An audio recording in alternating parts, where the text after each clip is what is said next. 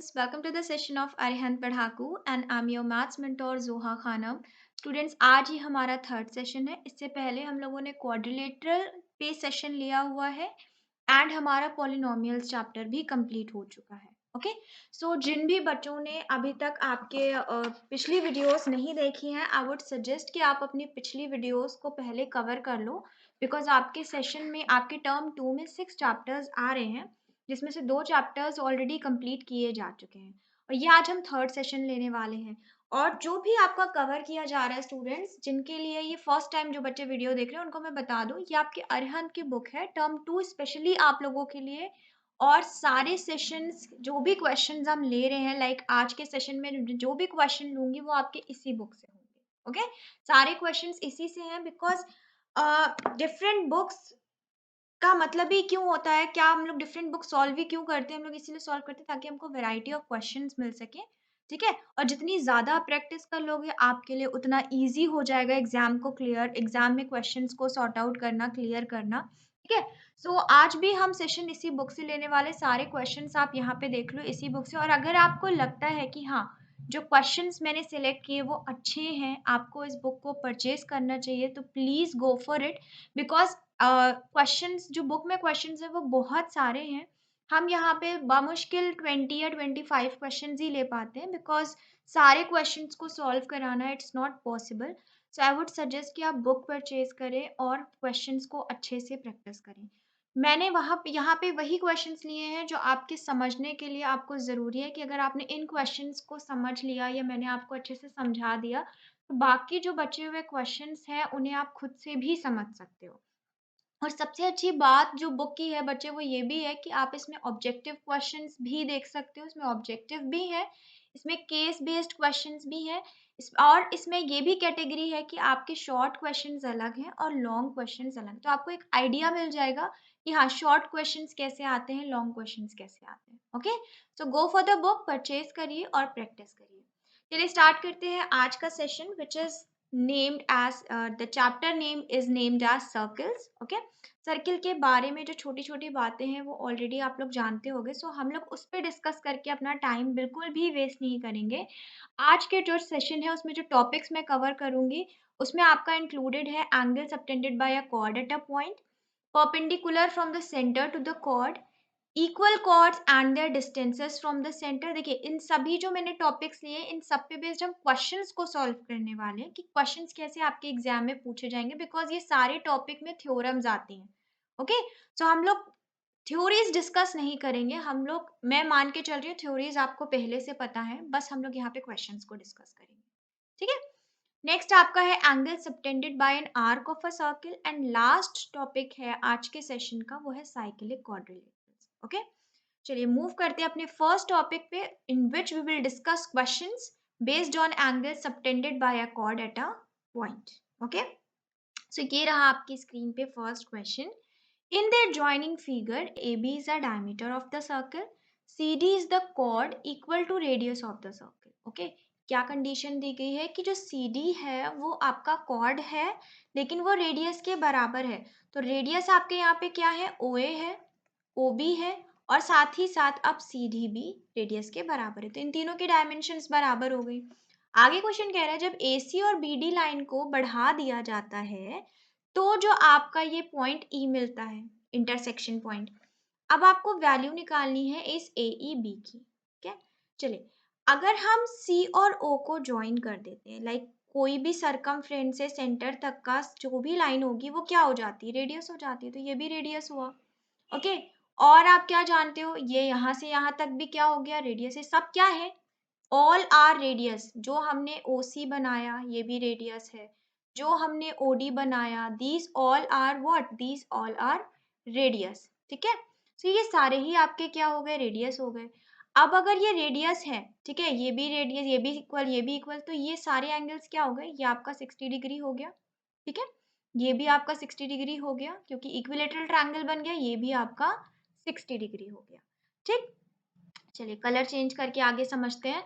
अब आप देखिए आपने क्या पढ़ रखा है, आपने ये पढ़ रखा है कि ये जो लाइन है, ठीक है, ये जो एंगल बन रहा है आपका, ठीक, अगर हम यहाँ से एक लाइन ड्रॉ कर देते हैं, लाइक ये लाइन ड्रॉ कर देते हैं जो आपकी किसको टच कर रही है, BD CB जो है अगर हम ड्रॉ कर लेते हैं कोई लाइन, तो आपने क्या पढ़ रखा है सर्किल में जब ये जो ट्रायंगल बन रहा है ना ACB, ठीक है, ये ट्रायंगल कैसा होता है, ये ट्रायंगल आपका राइट एंगल ट्रायंगल होता है, ये सर्किल की प्रॉपर्टी है।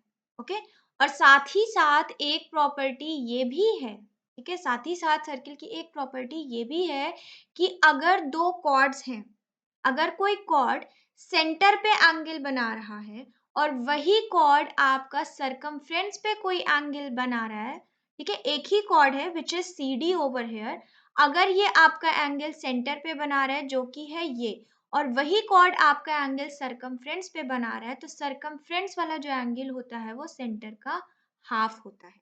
ओके, सो यहाँ से आपको थ्योरम से क्या पता चलता है that angle COD, okay, is double, or you can say half of angle COD is equals to angle CBD। ठीक, अब आपका COD कितना है आपने निकाल रखा है 60 डिग्री, तो आपको CBD मिल गया which is what, which is equals to 30 degree. ठीक, तो हमने कौन सा एंगल निकाला, हमने ये वाला एंगल निकाला, क्या, 30 डिग्री। अब अगर ये 90 डिग्री था, बिकॉज राइट एंगल ट्रायंगल बनाता है, तो ये बचा हुआ कितना हो गया, this is also 90 degree because straight angle है, तो जाहिर है अगर ये 90 होगा तो ये भी 90 होगा। Now you can see that we have a triangle, ठीक है, हमारे पास ट्रायंगल है कौन सा, ये portion, let me highlight that portion. Okay, so हमारा ये जो ट्रायंगल बन रहा है, just a second, okay, so जो हमारा ये ट्रायंगल है this which I have just shaded, so ये एंगल CED क्या बन रहा है, ये आपका एक ट्रायंगल बन रहा है। तो since angle CED is a triangle, तो यहाँ पे हम लगा सकते हैं अपनी क्या, यहाँ पे हम लगा सकते हैं इस ट्रायंगल में एंगल सम प्रॉपर्टी। ओके, तो CED में bye angle sum property, now what is angle sum property, I am sure ये तो ऐसा कोई नहीं होगा यहाँ पे जिसको नहीं पता होगा। सो एंगल सम प्रॉपर्टी कहती है that angle C plus angle E plus angle B, okay, do I have written something wrong, yes, angle CBE होना चाहिए, यहाँ पे मैंने D जो ले लिया है ना ये wrong है आपका, यहाँ पे क्या होना चाहिए, यहाँ पे होना चाहिए B। तो तीनों एंगल्स के जो सम होंगे वो किसके बराबर होंगे, 180 डिग्री के बराबर। ना एंगल C का आपको पता है ये क्या है, 90 डिग्री है, दिस इज 90 डिग्री।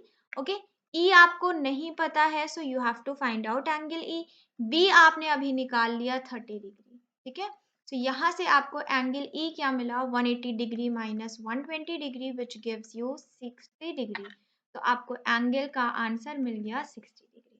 ठीक है, तो ये आपका था क्वेश्चन जिसमें आपको बस प्रॉपर्टी जो याद रखनी थी वो ये याद रखनी थी कि जो ट्रायंगल सर्किल के जिसका ट्रायंगल, जिसका हाइपोटेन्यूज आपका, मतलब अगर ये राइट एंगल ट्रायंगल है तो जाहिर है ये जो AB है वो आपका क्या है, हाइपोटेन्यूज है। तो अगर किसी ट्रायंगल की कोई भी साइड डायमीटर है और वो सर्किल के उसके तीसरा एंगल जो है वो सर्किल के सरकमफ्रेंस पे पड़ता है, then that triangle is a right angle triangle. First property ये थी सर्किल की, ठीक है, और ये प्रॉपर्टी आपने इस साल नहीं पढ़ी है, ये प्रॉपर्टी आपने लास्ट ईयर पढ़ रखी है। और दूसरी प्रॉपर्टी आपने क्या पढ़ रखी है, कॉर्ड से रिलेटेड, कि अगर कॉर्ड, ठीक है, कोई भी कॉर्ड अगर वो सेंटर पे जो एंगल सबटेंड करता है वो हाफ होता है, वही कॉर्ड अगर सरकमफ्रेंस पे कोई एंगल सबटेंड करे। ठीक है, चलिए इसका एक एग्जांपल ऐसे देख लेते हैं, जैसे मान लीजिए आपका ये सर्किल है और ये कॉर्ड है, थोड़ा क्लियर वे में देख लेते हैं। ठीक, तो जो सेंटर पे एंगल बनता है like this is the centre, तो यही कॉर्ड अगर सरकमफ्रेंस पे कहीं भी कोई एंगल बनाएगा, तो ये अगर O है तो ये हाफ क्या होगा, O होगा। This is the theorem of a circle which you have read last year only in your grade 8।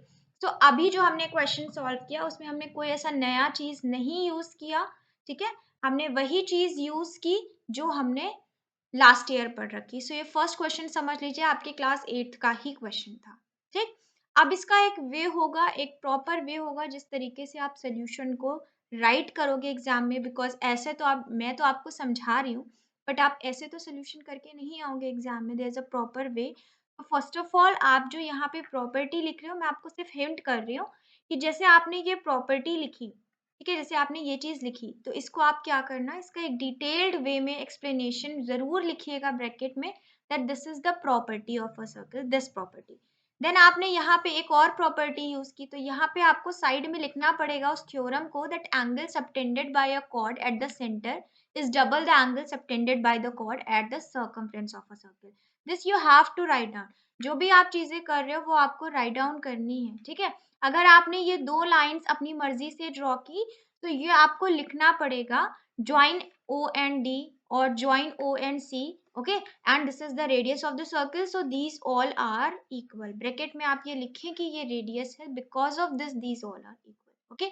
so आपको एक प्रॉपर सोल्यूशन पूरे कॉपी में देना पड़ेगा, ठीक। अभी तो मैंने समझा दिया, बट बहुत सारे क्वेश्चंस हैं जहाँ पे मैं आपको प्रॉपरली दिखाऊंगी कि आपकी बुक में कैसे सोल्यूशन लिखा हुआ है, ठीक है।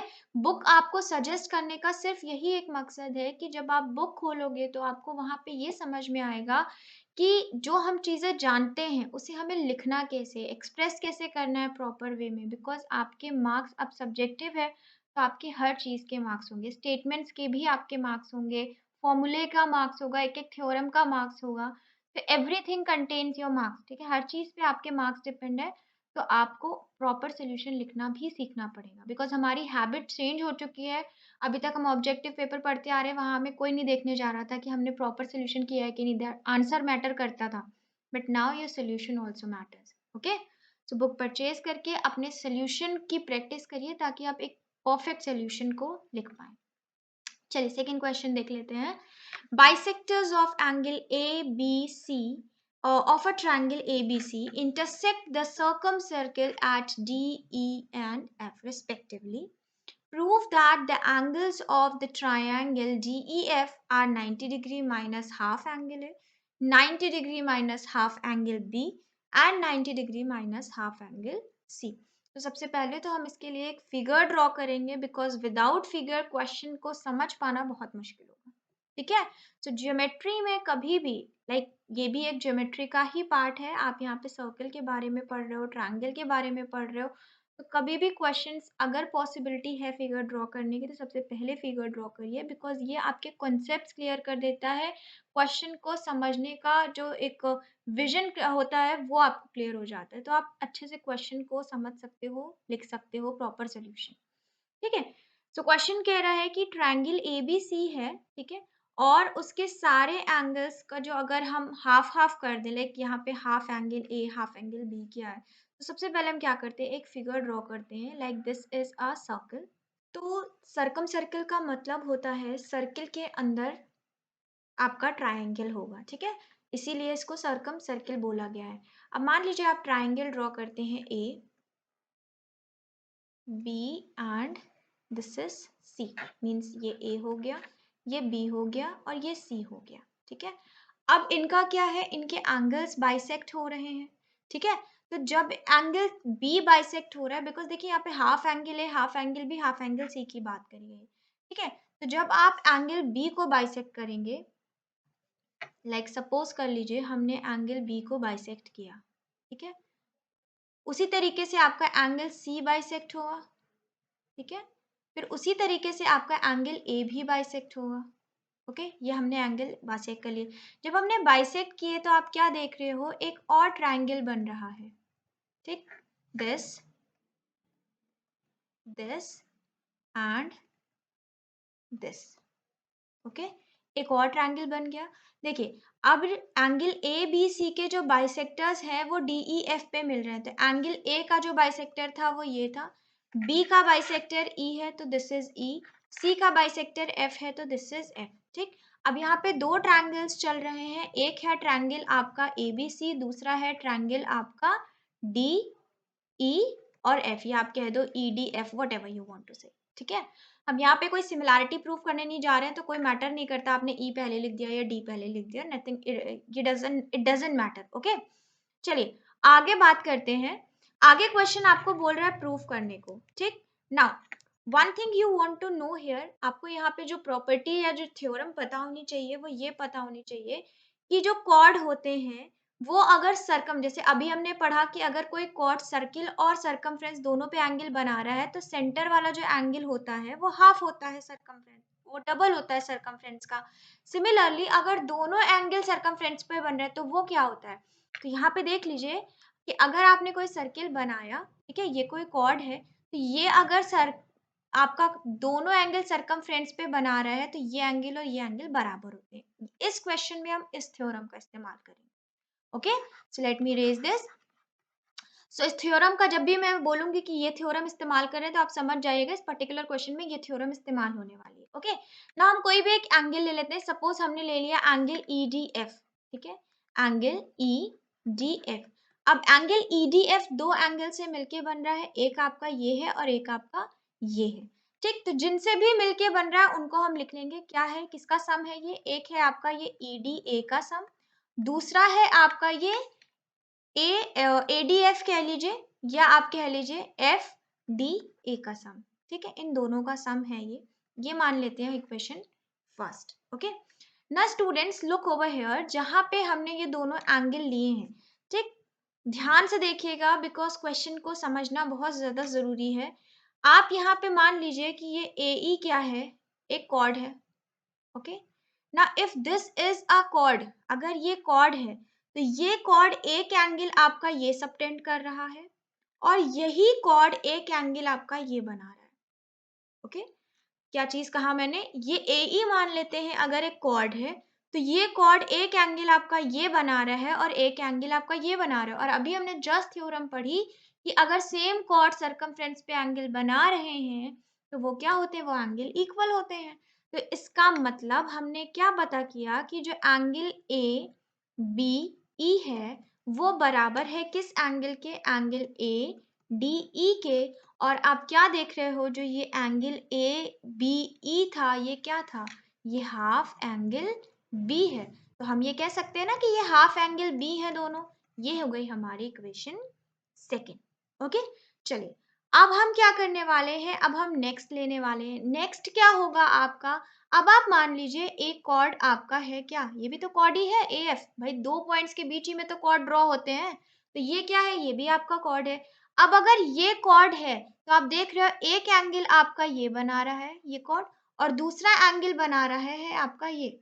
एम आई रॉन्ग, दो एंगल बन रहे हैं कि नहीं, एक ये कॉर्ड आपका ये वाला एंगल बना रहा है और दूसरा एंगल आपका ये बना रहा है। तो हम क्या कह सकते हैं, that angle ACF is equals to which angle, angle ADF which is equals to half of angle C। भाई ये क्या है, ये हाफ ऑफ एंगल C ही तो है ना। तो ये हो गई हमारी थर्ड इक्वेशन। ओके, अब हम क्या करने वाले हैं, आप देख रहे हो by first second and third, ठीक। बेसिकली करने क्या वाले हैं, सेकेंड और थर्ड को उठा के फर्स्ट में पुट कर देंगे। तो फर्स्ट आपकी इक्वेशन कहती है angle EDF is equals to EDA। अब EDA निकाला है ना, क्या है, हाफ एंगल B, ठीक, प्लस FDA निकाला है ना, क्या है, हाफ एंगल C, ठीक। सो हमें यहाँ से क्या मिल गया कि जो एंगल EDF है, ठीक है, या आप कह लो ये EDF एंगल था कौन सा, ये पूरा एंगल D ही तो था। तो आप सिंपल इसको ये कह लो angle D is equals to angle B plus angle C upon 2। Okay, angle D is equals to B plus C upon 2. Now since ABC is a triangle, ABC एक triangle है तो इसमें angle sum property लग सकती है। Okay, और अगर angle sum property लग सकती है तो इसका मतलब आपका जो ये हो गया, ये angle A, this angle B, this angle C, इन तीनों का सम किसके बराबर होना चाहिए, 180 के बराबर होना चाहिए, ठीक है। सो एंगल सम प्रॉपर्टी का अगर हम यूज करते हैं तो हमें क्या पता है कि ABC का सम 180 के बराबर होना चाहिए। तो किसी भी दो एंगल का सम क्या हो जाएगा, जैसे कि यहाँ B और C है तो B और C का सम क्या हो जाएगा, अगर हमें A निकालना हो तो हम क्या करेंगे, B और C को जोड़ देंगे और 180 से माइनस कर देंगे, हमें A मिल जाएगा। तो इसका मतलब हम B और C की जगह ये भी तो लिख सकते हैं that angle D is equals to half 180 degree minus angle A upon 2। कुछ गलत लिखा, कुछ गलत नहीं लिखा, एंगल सम प्रॉपर्टी का यूज कर दिया, उसी को थोड़ा डिफरेंट वे में लिख दिया, ठीक। इसी को थोड़ा और सिंप्लीफाई कर लें तो एंगल D क्या हो गया आपका, भाई 2 को अलग अलग कर दो तो हो जाएगा एंगल, मतलब अब एंगल क्यों ही लगाना है बिकॉज ये तो ऑलरेडी डिग्री में दिया हुआ है, ठीक है। सो 90 degree minus half angle A। Okay, ये कर लिया हमने। अब आपको एक चीज मिल गई कि नहीं मिल गई कि जो ट्रायंगल डीएफ के एंगल है उसमें एंगल डी किसके बराबर है, 90 degree minus half of angle A. अब देखिए डी का हमने जब लिया तो हमें क्या मिला, बी और सी मिला, ठीक है। जब डी लिया तो हमें कौन से एंगल मिल रहे थे, इसके दो बगल वाले, बी सी। इसी तरीके से हम सिमिलरली लिख के, हमें सबका नहीं प्रूफ करना, हम क्या करेंगे एक का प्रूफ कर दिया, दैट्स एनफ। अब हम बाकी के लिए सिमिलरली यूज कर लेंगे। तो ई उनके दो बगल वाले एंगल का होगा, तो ई क्या होगा, angle A plus C upon two. अब ए प्लस सी को हम कैसे लिख सकते हैं, 180 degree minus B upon two. अब उसी 180 डिग्री को हम कैसे लिख सकते हैं, जैसे हमने एंगल डी के लिए लिखा वैसे अब हम किसकी बात कर रहे थे, हम बात कर रहे थे अपने एंगल, इसकी डी की जगह ले लिया, अब ई की ले लेते हैं, ठीक। तो ई के लिए हम क्या ले लेंगे, मैंने बोला 90 डिग्री माइनस, भाई 180 डिग्री माइनस आपका क्या हो जाएगा, ए और सी हो जाएगा। तो ए और सी में आपको 180 डिग्री माइनस ए मिलेगा, सॉरी बी मिलेगा। तो बी के लिए यहाँ पे क्या हो जाएगा, हाफ माइनस बी। तो ई के लिए आपको क्या मिलेगा, ये मिल जाएगा, ठीक। सिमिलरली लिख लिख के आप सारे कर सकते हो। इसी तरीके से आपको एंगल एफ के लिए क्या मिल जाएगा, ठीक। एफ के लिए आपको ये दो इसके बगल वाले रहेंगे एंगल, भाई डी के लिए जैसे इसके बगल वाले वैसे एफ के लिए उसके बगल वाले। अब बी और ए आपको मिल गया, तो इन दोनों का सम कैसे निकल सकता है, 180 डिग्री माइनस सी करके निकल सकता है। उसी को हम थोड़ा सिंप्लीफाई कर लेंगे तो हो जाएगा 90 degree minus half angle C. तो हमने तीनों एंगल्स को प्रूव कर दिया कि हाँ ये तीनों एंगल जो बाइसेक्टर बन रहे हैं, जो बाइसेक्टर से ट्रायंगल बन रहा है, वो उन तीनों के एंगल्स ऐसे निकल सकते हैं 90 डिग्री से हाफ बाइसेक्टर माइनस करके, ठीक है। और यही आपको क्वेश्चन में प्रूव करना था। अब ये तो मैंने आपको समझा दिया, ठीक है। आई होप समझ में भी आ गया होगा, नहीं आया होगा तो एक बार फिर से देखिए पीछे से, पूरी क्वेश्चन को सोल्यूशन आपको जरूर समझ में आ जाएगा। अब हम देखते हैं कि हाँ अगर ये क्वेश्चन एग्जाम में आता है तो आपको कैसे प्रॉपरली राइट डाउन करना है। तो ये आपका पूरा एक सोल्यूशन है, ठीक। यहाँ पे आपने देखिए सबसे पहले आपने दोनों एंगल्स का सम लिया, ठीक है। अब आपने नीचे पूरा स्टेटमेंट लिखा, क्योंकि ईडीई और ईबीए क्या है, ये दोनों एंगल्स सेम सेगमेंट में है, ठीक है। तो सेम सेगमेंट के लिए क्या हो जाता है, प्रॉपर्टी यूज हो जाती है, ठीक है। क्या हो जाएंगे ये, भाई ईडीई एंगल हाफ ईबी ए के बराबर, भाई वही वाली प्रॉपर्टी की कॉर्ड अगर होता है सर्कमफ्रेंस पे तो वो दोनों बराबर के एंगल को सबटेंड करता है। ये दोनों एंगल बराबर हो गए और ये किसके बराबर हो रहे हैं, हाफ एंगल बी के, बिकॉज ई भी आपका बाइसेक्ट कर रहा है। सिमिलरली आपने ये लिख दिया कि एडीएफ और एफसीए भी सेम सेगमेंट पे है, तो उनका भी जो एंगल होगा वो बराबर होगा, किसके बराबर, हाफ एंगल सी के बराबर होगा ना। ये आपकी इक्वेशन थर्ड थी, ये सेकंड है, आपने उठा के दोनों को फर्स्ट में पुट कर दिया, ठीक है। आपको ये मिल गया, ओके।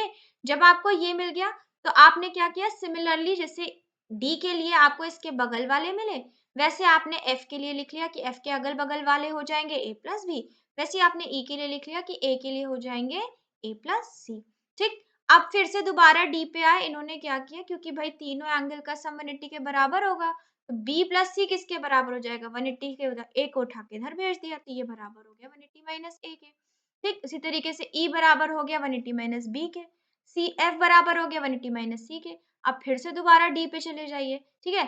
मतलब ये वाला जो फॉर्म है वो फिर से यहाँ पे आया, इन्होंने थोड़ा और सॉर्ट आउट कर दिया कि टू को अलग अलग कर दिया। जब टू को आप अलग करोगे तो 180 से आपका डिवाइड हो जाएगा, तो 90 माइनस हाफ है, 90 minus half B, 90 minus half C, okay. So इस तरीके से प्रॉपरली आप अपने एग्जाम में लिख सकते हो। अब कॉपी नहीं करना है कि जो यहाँ पे जैसा लिखा है वैसे ही आप कॉपी, आपको सिर्फ समझना है, because you are in grade 9th, और 9th में आप अपने आप से लैंग्वेज बना के लिख सकते हो, नो प्रॉब्लम। किसी ने ये नहीं बोला कि आपको डिट्टो क्वेश्चन को कॉपी कर देना जैसे आपके आर्यन की बुक में दिया हुआ है, नो। आप बस क्वेश्चन को समझो, ये समझो कि हाँ सोल्यूशन लिखना कैसे है। अगर कोई चीज लिख रहे हैं, कोई स्टेटमेंट को हम कमेंट कोई देना चाहते हैं, तो उस कमेंट में हमें लिखना क्या है, कहाँ पे कमेंट देना नेसेसरी है, आप सिर्फ ये समझिए, ओके। बाकी तो आप खुद इतने बड़े हो कि स्टेटमेंट तो आप अपनी ओन लैंग्वेज में लिख ही सकते हो। अगर आपको प्रॉपर्टी पता है, ये पता है कि कहाँ क्या लगाना है, you can write the statement in your own way, okay. चलिए,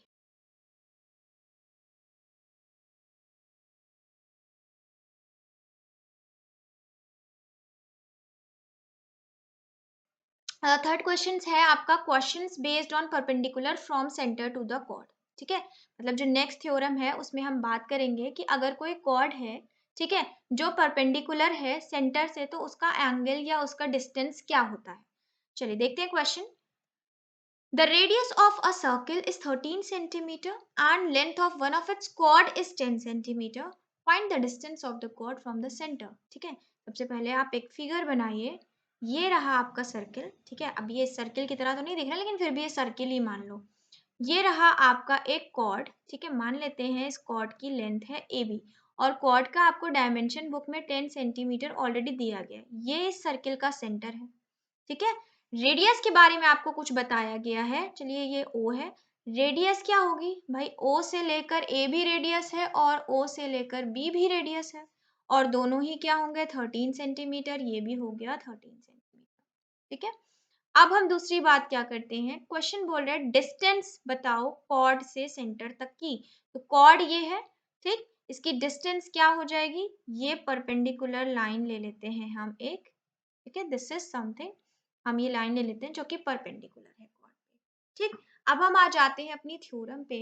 तो थ्योरम हमसे ये कहती है कि जो सर्कल का कॉर्ड, जो कॉर्ड से जो सेंटर, कॉर्ड और सर्किल के सेंटर के बीच में जो डिस्टेंस होती है वो परपेंडिकुलर होती है. ठीक है, ये हमें कौन बताता है? ये हमें थ्योरम बताती है कि सर्किल के सेंटर से कॉर्ड के बीच की जो डिस्टेंस होती है वो परपेंडिकुलर बाइसेक्टर होता है. इसका मतलब कि ये जो डिस्टेंस है ये परपेंडिकुलर होने के साथ साथ बाइसेक्टर भी है. ठीक है, ये मतलब कि ये 5 सेंटीमीटर हो गया आपका और ये हो गया 5 सेंटीमीटर. ठीक, और ये सारी थ्योरम्स स्टूडेंट्स आपकी इस बुक में मेंशन है डिटेल्ड में प्रूफ के साथ. ठीक है, अगर मैं बात करूं इस थ्योरम की तो मैं आपको पेज नंबर बता सकती हूँ, बिकॉज ऐसे बच्चे होंगे जिनके पास बुक ऑलरेडी होगी. तो बच्चों आप लोग देख लो, ये आपका जो थ्योरम है ये है theorem number, I think, okay, this is theorem 3 in the book and it says that the perpendicular from the center of a circle to a chord bisects the chord. ठीक है, क्या कहती है थ्योरम? कि जो आपके सर्किल के centre से जो भी डिस्टेंस, जो भी हम परपेंडिकुलर ड्रॉ करते हैं कॉर्ड पे, वो सर्किल के वो कॉर्ड को बाइसेक्ट करती है. ठीक है, और इसी से रिलेटेड एक और थ्योरम जो दी गई है बुक में वो है आपकी थ्योरम नंबर 4, जो इसी का कन्वर्स है, यानी कि इसी का उल्टा है. वो क्या कहती है कि अगर कोई लाइन हम सर्किल के सेंटर से ड्रॉ कर रहे हैं कॉर्ड को बाइसेक्ट करने के लिए, तो वो परपेंडिकुलर होती है कॉर्ड के. ठीक है, मतलब दो बातें हैं कि जो कॉर्ड से हम डिस्टेंस सेंटर तक के ड्रॉ करते हैं वो पहला कि परपेंडिकुलर भी होता है, दूसरा कि साथ ही साथ वो बाइसेक्ट भी करता है. तो इट्स अ परपेंडिकुलर बाइसेक्टर, जो मैंने आपको बताया. ओके, और आपकी बुक में ये थ्योरम नंबर 3 है और थ्योरम नंबर 4 है. आप इसका प्रूफ भी देख सकते हैं. ठीक है, प्रूफ भी इंपॉर्टेंट है बिकॉज उसी से आपके क्वेश्चन आपको प्रूफ भी करने पड़ते हैं जहाँ पे नेसेसरी होता है. ठीक, अब हमें दो बातें पता है कि ये परपेंडिकुलर है, दूसरा ये बाइसेक्टर है. अब इस डिस्टेंस को निकालना बहुत ज्यादा इजी है. क्या करना है? आपका दो राइट एंगल ट्रायंगल बन गया, इनमें से आप कोई भी एक ले लोगे, पाइथागोरस थ्योरम लगा दोगे, आपका ओडी निकल आएगा. सो हम ओडी, पहले डी तो मान ही ले कि भाई डी क्या चीज है. सो डी मान लेते हैं, ये आपका डी है. ओके, चलिए अब हम क्या करने वाले हैं? अब हम लगाने वाले हैं in triangle AOD which is a right angle triangle because ये perpendicular है. तो हम पाइथागोरस लगाएंगे. तो in triangle AOD by PGT. ठीक है, what you have that AO square is equals to OD square plus AD square. ठीक, अब AO स्क्वायर आपको पता है क्या होगा? 13 का square. OD square you have to calculate. AD आपको पता है 5 का स्क्वायर. So this is 169. ये 5 आप उधर ले जाओगे स्क्वायर करके 25 हो जाएगा. Now you have OD. Okay, so this is 144 equals to OD square. So OD is equals to how many centimeters? 12 centimeter. So यही तो है perpendicular distance. ठीक है, chord से. This distance you have calculated as 12 centimeter. Now this is not the proper solution. So what you will do in your exam, first आप ये करोगे कि let's draw a figure. आप सबसे पहले एक फिगर ड्रॉ करोगे, उसमें सारे आप नेमिंग करोगे that this is D, this is B. Because ये चीजें आपको लिखनी नहीं है। जो आप अपने फिगर में लिख रहे हो, जो भी आपने A O D B ये सब आपको बिल्कुल नहीं लिखना है बच्चा। इसमें लिख के तो आप टाइम वेस्ट करोगे अपना। आपने फिगर बना दिया, फिगर में जो कुछ आप शो कर सकते हो बिल्कुल शो करो, बिकॉज वो आपकी राइटिंग को लेस करेगा, वो आपके एग्जाम में जो सोल्यूशन है उसको लेस करेगा। अदरवाइज आपको सब कुछ लिखना पड़ जाए। अगर आप फिगर नहीं बनाओगे तो आपको हर चीज लिखनी पड़ जाएगी। सो फिगर बना के आप ये नेमिंग कर सकते हो। इसके बाद आप क्या करोगे, इसके बाद आप ये लिखोगे, because we know the property, the theorem says that the distance from the center to the chord is perpendicular bisector. So by this you have AD is equals to 5. Okay, now this triangle AOD is a right angle triangle, so we will use Pythagoras theorem over here. Now this is our solution. उसके बाद last में आप अपना एक answer लिख दोगे, the distance of the chord from the center is 12 centimeter. Just over.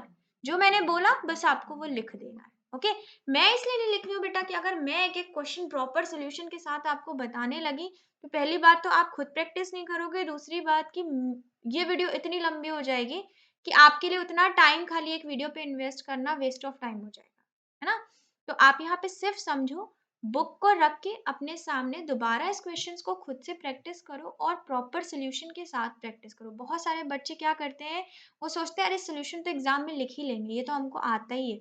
नहीं, जब आपकी हैबिट हो जाती है ना ऐसे सॉल्व करने की, तो आपको एग्जाम में भी नहीं याद रहता है कि हाँ यहाँ पे हमें ये मेंशन करना था कि हम इस थ्योरम का यूज कर रहे हैं।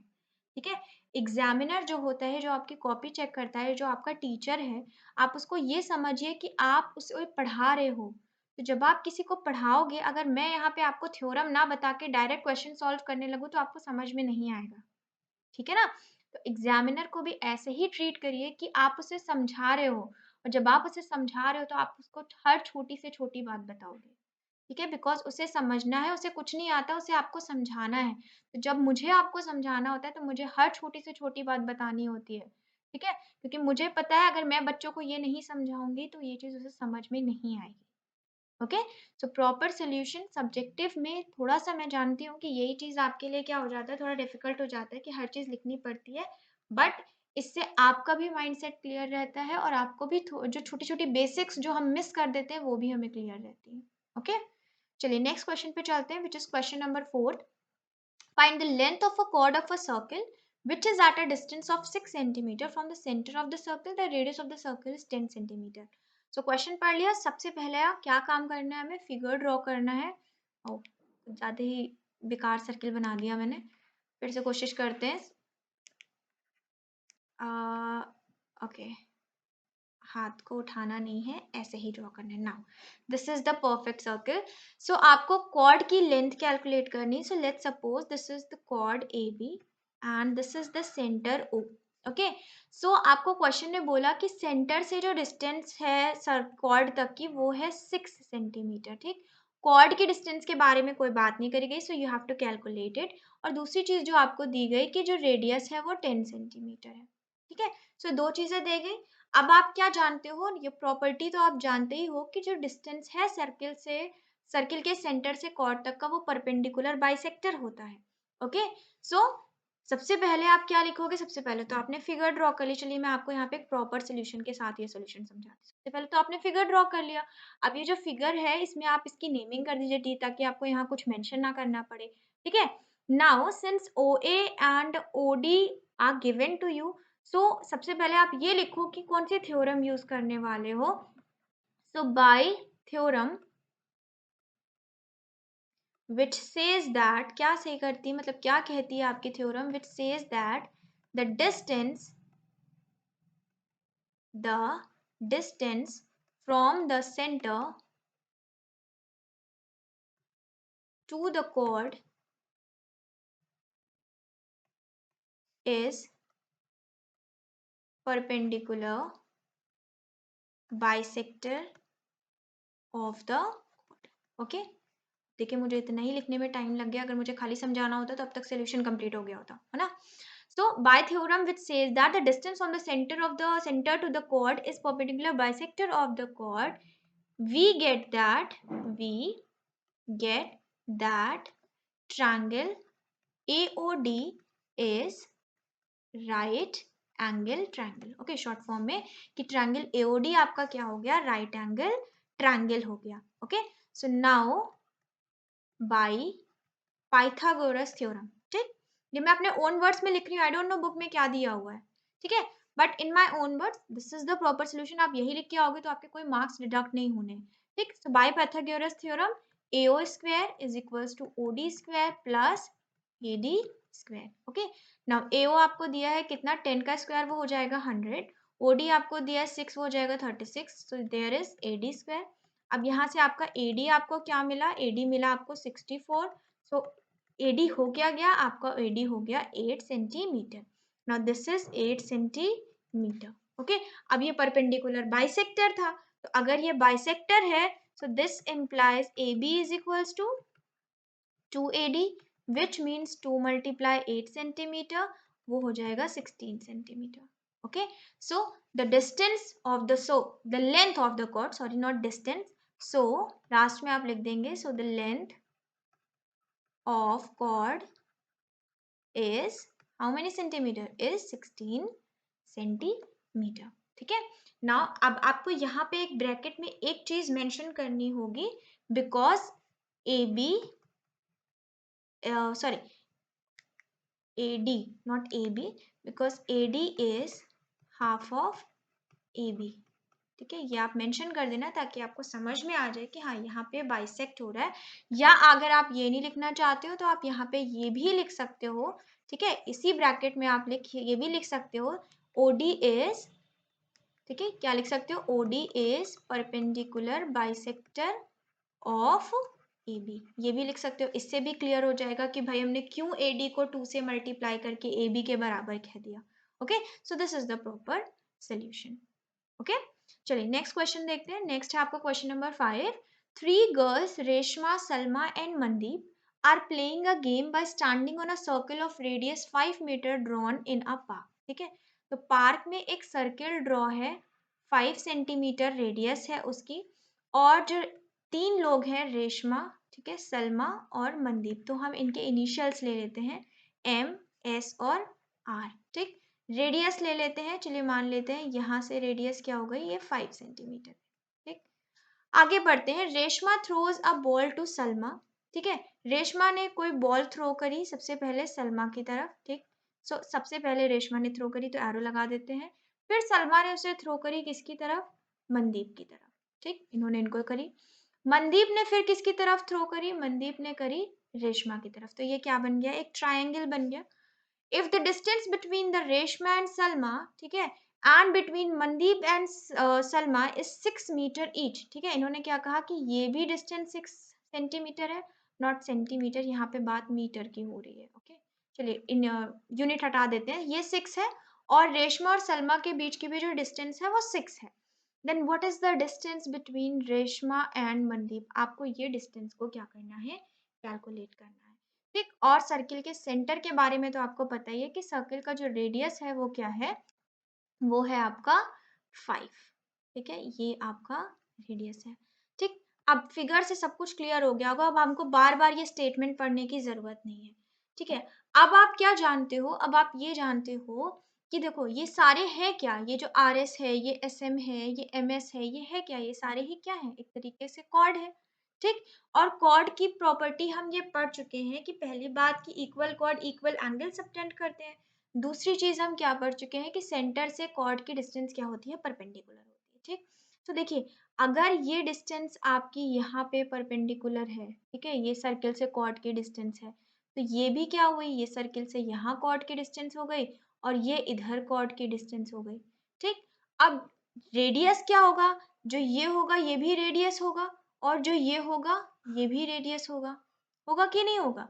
ठीक है, लेकिन ये सारे जो आपके परपेंडिकुलर डिस्टेंस होंगे क्या वो बराबर होंगे, नहीं वो बराबर नहीं होंगे, बिकॉज आपको कहीं भी ये नहीं दिया गया कि ये सारे कॉर्ड्स इक्वल हैं। अगर दिया गया होता तो आई थिंक बराबर होते, लेकिन आपको ये बोला गया कि ये दोनों कॉर्ड्स जो हैं वो सेम लेंथ के हैं।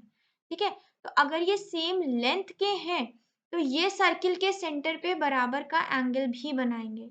ओके, यानी कि अगर ये सेम लेंथ पे है तो ये जो एंगल होगा ये इसके बराबर होगा। ये एक थ्योरम के हिसाब से मैं आपको बता रही हूँ कि ये थ्योरम कहती है अगर दो कॉर्ड्स इक्वल हैं तो वो सर्किल के सेंटर पे इक्वल एंगल भी बनाते हैं। ठीक है, देखिए ये दो कॉर्ड्स है, एक एंगल यहाँ से बन रहा है तो ये एंगल आपका बराबर हुआ और ये इस कॉर्ड का एंगल ये बन रहा है, तो ये बराबर हुआ पूरा। ठीक, तो इक्वल कॉर्ड सर्किल के सेंटर पे इक्वल एंगल सबटेंड करते हैं। दूसरी बात कि इनकी परपेंडिकुलर डिस्टेंस बराबर हो जाएगी। ओके, हम क्या जानते हैं कि ये 5 है, ये 6 है, परपेंडिकुलर है, तो इतना पार्ट 3 हो गया, इतना पार्ट 3 हो गया। अब आपके लिए इस परपेंडिकुलर डिस्टेंस को निकालना कोई बहुत बड़ी बात नहीं है। पाइथागोरस थ्योरम से आप इसको निकाल सकते हो, इजीली निकाल सकते हो। हम ऐसे भी निकाल, देखिए 25 हो जाएगा, ये हो जाएगा 9, माइनस कर देंगे 16, इसका मतलब ये परपेंडिकुलर डिस्टेंस आपकी 4 आ गई। उन्होंने क्या देखा कि ये परपेंडिकुलर है, ये परपेंडिकुलर है, बट हम ये नहीं कह सकते कि अगर ये दोनों 4 है तो ये भी 4 है, बिकॉज क्वेश्चन में ये 6 है तो ये 4 है। ठीक है, दोनों 6 है तो दोनों 4 आ रहे हैं, लेकिन क्वेश्चन में ये आपको कहीं नहीं दिया कि आर एम क्या है। आर एम ही तो आपको कैलकुलेट करना है। तो चलिए हम एज्यूम कर लेते हैं कि ये जो आपकी जो बचा हुआ डिस्टेंस है, जो परपेंडिकुलर है इससे ये वाले आर एम वाले कॉर्ड पे, ठीक है, सर्किल से जो डिस्टेंस है वो है एच। ठीक, अब कॉर्ड पे ये परपेंडिकुलर बाइसेक्टर होगा, तो ये अगर x है, ठीक है, सो ये भी क्या हो जाएगा, x हो जाएगा। ठीक, अब आप क्वेश्चन में देखो, एक साइड जो मैं आपको हाईलाइट कर रही हूँ, ठीक है, क्या कि एक ये भी, ये आपका बड़ा राइट एंगल ट्रायंगल बन रहा है। ओके, और एक चीज जो मैं आपको ड्रॉ करके ऐसे बता रही हूँ वो आप देख लीजिए कि ये जो आपका बन रहा है, जस्ट अ सेकेंड, ये आपका एक छोटा राइट एंगल ट्रायंगल बन रहा है। तो हमें दो राइट एंगल ट्रायंगल मिल रहे हैं। एक आपको ट्रायंगल मिल रहा है ट्रायंगल एस, और इसकी नेमिंग कर देते हैं डी, तो ट्रायंगल एस डी एम मिल रहा है। ठीक, और इसमें अगर आप पाइथागोरस लगाओगे तो बाई पीजीटी आपको क्या मिलेगा, देखिए बाई पीजीटी ये क्या है, ये आपका एच है।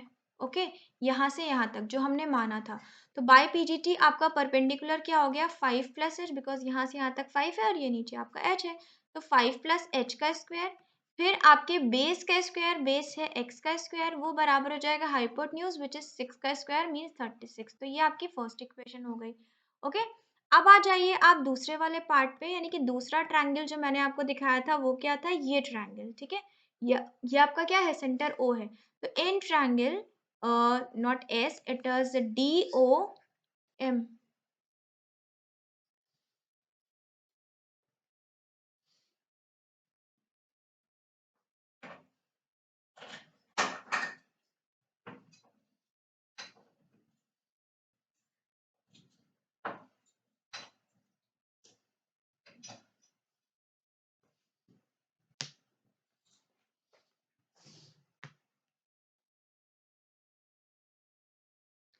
तो इन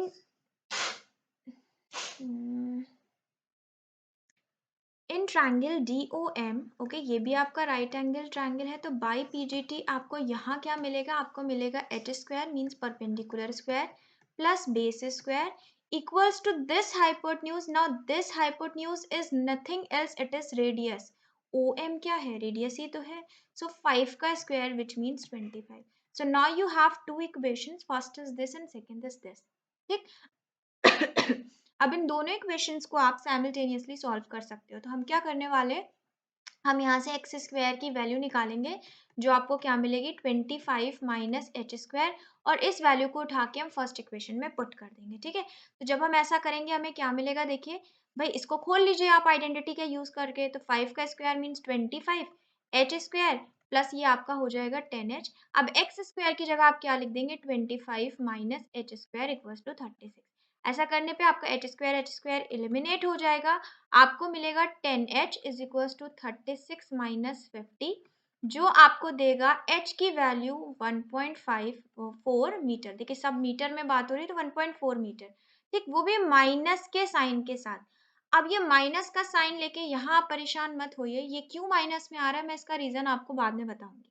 ठीक, नाउ ये आपका 1.4 है। ठीक है, अब आपसे परपेंडिकुलर डिस्टेंस क्वेश्चन ने पूछा नहीं, आपसे पूछा है रेशमा और मनदीप के बीच का डिस्टेंस। तो रेशमा और मनदीप के बीच का जो डिस्टेंस है वो है 2x, x और x मिला के। तो आपको जरूरत किसकी है, आपको जरूरत है x की। ठीक, तो अब आप निकाल लीजिए x की वैल्यू, तो यहाँ पे रख देंगे हम 25 माइनस एच स्क्वायर की वैल्यू, जो कि हो जाएगी 1.96। ठीक है, माइनस क्यों, बिकॉज ये आप स्क्वायर करोगे तो ये पॉजिटिव हो जाएगा। ठीक, अब यहाँ से आपको एक्स स्क्वायर क्या मिला, 23.04 मीटर। ठीक, तो जो x होगा वो आपको क्या मिलेगा, विद इन अंडर रूट 23.04। अब जब आप इसका स्क्वायर रूट निकाल लोगे तो आपको x की वैल्यू मिलेगी 4.8, ठीक है? ये आपके स्क्वायर रूट की वैल्यू मिलेगी। जब आपको x मिल गया तो इसका मतलब रेशमा और मनदीप के बीच की डिस्टेंस हो जाएगी मल्टीप्लाइड बाय 2, ये आपको देगा आंसर 9.6 मीटर, ठीक है? सो रेशमा और मनदीप के बीच के जो डिस्टेंस है वो 9.6 मीटर है। यही क्वेश्चन ने हमसे पूछा था जो हमने निकाल लिया, ठीक? अब मैंने आपको बताया कि मैं ये रीजन आपको बाद में दूंगी, ठीक? इसके लिए आप चलिए अपने बुक के सोल्यूशन पे देखिए। मैंने बिना बुक के सोल्यूशन देखे ये फिगर बनाया। बच्चे ऐसे होंगे, हमें क्वेश्चन ने कहीं नहीं दिया था कि वो सेंटर के एक ही साइड बैठे हैं या हाफ ऑफ द सर्किल में, यानी कि सेमी सर्किल में ही तीनों एक जगह बैठे हैं, या पूरे सर्किल में फैल के बैठे हैं। तो ये मैंने कैसे बनाया, पूरे सर्किल में लेके बनाया, ठीक? अब आप अपनी बुक का सोल्यूशन देखें तो आपको क्लियर हो जाएगा कि ये निगेटिव क्यों आ रहा है। ओके ना, आपकी बुक में देखिए जो सोल्यूशन है उसमें तीनों को सर्किल के आधे साइड पे ही बिठाला गया है, ठीक है? ऐसा करने पे जो डिस्टेंस आ रही, भाई देखिए पूरी 5 थी, ठीक? तो जो डिस्टेंस आ रही है वो माइनस में इसलिए आ रही है मेरी, क्योंकि मैंने उस साइड बैठाला, ठीक है? अगर आप मान लो x एक्सिस और y एक्सिस, तो इस साइड की डिस्टेंस पॉजिटिव, इस साइड की नेगेटिव, वहाँ यहाँ पे वही चीज हो रही है कि जब हम इसी साइड आ रहे हैं तो ही हमारी डिस्टेंस पॉजिटिव होगी, अगर हम उस साइड चले जा रहे हैं तो हमारी डिस्टेंस क्या हो जा रही है, नेगेटिव हो जा रही है। तो जब क्वेश्चन का फिगर आप इस तरह ले लेंगे तो आपका जो क्वेश्चन का पैटर्न होगा, देखिए यहाँ पे क्वेश्चन का पैटर्न भी अलग है, इन्होंने एरिया के कॉन्सेप्ट से निकाला है। मैंने आपको किस कॉन्सेप्ट से बताया, मैंने आपको वही राइट एंगल ट्रायंगल के कॉन्सेप्ट से बताया है, ठीक है? So in order to avoid the confusion, मैंने पहले भी सोल्यूशन देखा था, ठीक है? तो सोल्यूशन एरिया का कॉन्सेप्ट मुझे लगा कि जब हम एक कॉन्सेप्ट पे चल रहे हैं कि कॉर्ड परपेंडिकुलर बनाता है और उसमें राइट एंगल ट्रायंगल बनता है, उसमें पाइथागोरस बनता है, तो मुझे लगा कि आपको इसी कॉन्सेप्ट से समझाना आपके लिए ज्यादा इजी होगा, ठीक? बट एनीवेज ये तो मैंने समझा ही दिया, प्लस मैं इसका आपको एक ऑल्टरनेटिव वे जो आपकी बुक में है वो भी समझाना चाहती हूँ। जिसको जो समझ में आता है वो उसी कॉन्सेप्ट को अपने दिमाग में रखे, ठीक है? चलिए यहाँ पे क्या गया है, सर्किल के तीनों को एक ही साइड में लिया गया है। इनके बीच की, रेशमा और सलमा के बीच की डिस्टेंस 6 है, सलमा और मनदीप के बीच की डिस्टेंस 6 है, और रेशमा और मनदीप के बीच की डिस्टेंस आपको कैलकुलेट करनी है, ठीक? ये आपका रेडियस है, ठीक? अब यहाँ पे जो ट्राइंगल आर ओ एस है, ठीक है, ओ आर एस या आर ओ एस, ये एक राइट एंगल ट्राइंगल है जिसमें आप लगा सकते हो एरिया का formula half base into height, वही चीज लगा के यहाँ पे कैलकुलेट करा गया है। अब ये x क्या है, ये x है आपका आरपी, जिसके बारे में आप नॉट आरपी, oh just a second, so ये आपका है ओ एस, ठीक है? ओके, सो हाँ, आरपी को ही इन्होंने x माना है। यहाँ पे देखिए आरपी को इन्होंने क्या माना है, x, तो दिस इज x और ये आपका ओ एस है। तो इन्होंने क्या किया है, जो ट्रायंगल ओ आर एस बन रहा है ना आपका, दिस ओ आर और एस, इसका क्या ले लिया इन्होंने, half base into height formula लगाया, ठीक? दिस इज द बेस, ये ओ एस आपका बेस माना गया है और ये आपका हाइट माना गया है x को, ठीक? अगर आप फिगर को ऐसे देखो, लाइक ऐसे बना लेते हैं, ठीक है? सो ये आपका जो है this is P, okay, this is P, just a second, ये है आपका O, ठीक है, ये है आपका R और ये है आपका S, तो दिस इज 5 मीटर, ठीक है?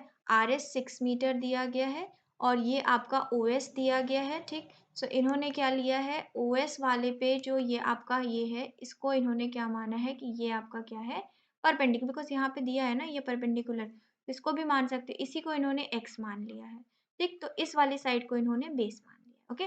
तो ट्रायंगल ओ आर एस में इन्होंने हाफ एक्स और बेस लिया है, तो हाफ एक्स बेस क्या है, ये आपका 5 है, ओके? सो ये एक हो गया। इसी तरीके से ट्रायंगल इन्होंने कौन सा लिया है, आर एंड ओ, भाई देखिए ये भी, इसमें दो ट्रायंगल, एक ही ट्रायंगल है लेकिन इसमें दो बेस और दो हाइट बन सकती हैं। सो दूसरा अगर आप ले लेते हो तो उसमें आपका बेस ये बन जाएगा, हाइट ये बन जाएगी, ठीक है?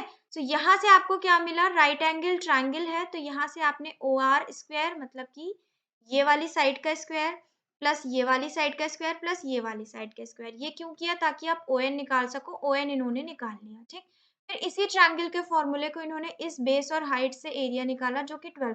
अब ये दोनों ट्रायंगल तो सेम ही थे और एरिया भी सेम ही होगा, तो पहला एरिया और दूसरा एरिया दोनों की इन्होंने क्या कर दिया, इक्वेट कर दिया। यहाँ से आपको x की वैल्यू आ गई जो कि आपकी आई क्या, आरपी, मतलब कि जो आरपी आपने माना था वो आया, वो जो कि आया 4.8, इसको आप कैलकुलेट करोगे तो ये आएगा 4.8। ठीक, अब RM क्या होता है, ये RP का जस्ट डबल होगा, तो इसको मल्टीप्लाई कर दिया 2 से, आपका आंसर आ गया 9.6 मीटर। ठीक है, सो इन्होंने एरिया के कॉन्सेप्ट से निकाला है, मैंने आपको पाइथागोरस के कॉन्सेप्ट से समझाया, दोनों ही कॉन्सेप्ट में कोई गड़बड़ी नहीं है। जस्ट द रीजन कि वहां पे क्यों आ रहा है, बिकॉज इसको एक साइड लेंगे तो सारी चीजें पॉजिटिव आएंगी, हमने जस्ट उसको अदर साइड ले लिया तो वहां पे हमारा आंसर नहीं, लेकिन वो गलत नहीं है। ठीक है, ऐसा नहीं है कि वो चीज गलत है, वो भी सही है। ओके, चलिए अब चलते हैं हम अपने नेक्स्ट सोल्यूशन पे, नेक्स्ट क्वेश्चन पे, जो कि है 6। In the given figure A B and A C are two chords, आपको फिगर में ए बी और ए सी दो कॉर्ड्स दिए गए हैं, हुज सेंटर इज ओ, जिनका सेंटर ओ है। अगर ओडी से परपेंडिकुलर है ए बी, ठीक है, ये ओडी है, ये आपके ए बी के परपेंडिकुलर है, और जो ओई है ये आपके इसके ए सी के परपेंडिकुलर है। एंड एंगल ये जो ओ ए है वो आपके D A E, sorry D A, हाँ, इस एंगल को बाइसेक्ट करना, मतलब ये दोनों एंगल्स बराबर हैं। तो आपको प्रूव करना है कि जो ट्राइंगल ए डी ई है ये एक आइसोसेलेस ट्राइंगल है। साथ ही साथ आपको ये भी प्रूव करना है कि जो एंगल ए बी सी है वो ए सी बी के बराबर है। ठीक है, ऐसा करने के लिए आप ना ये अपनी लाइन को यहाँ तक एक्सटेंड कर लो। ठीक, ये लाइन आपकी पूरी एक्सटेंड हो गई।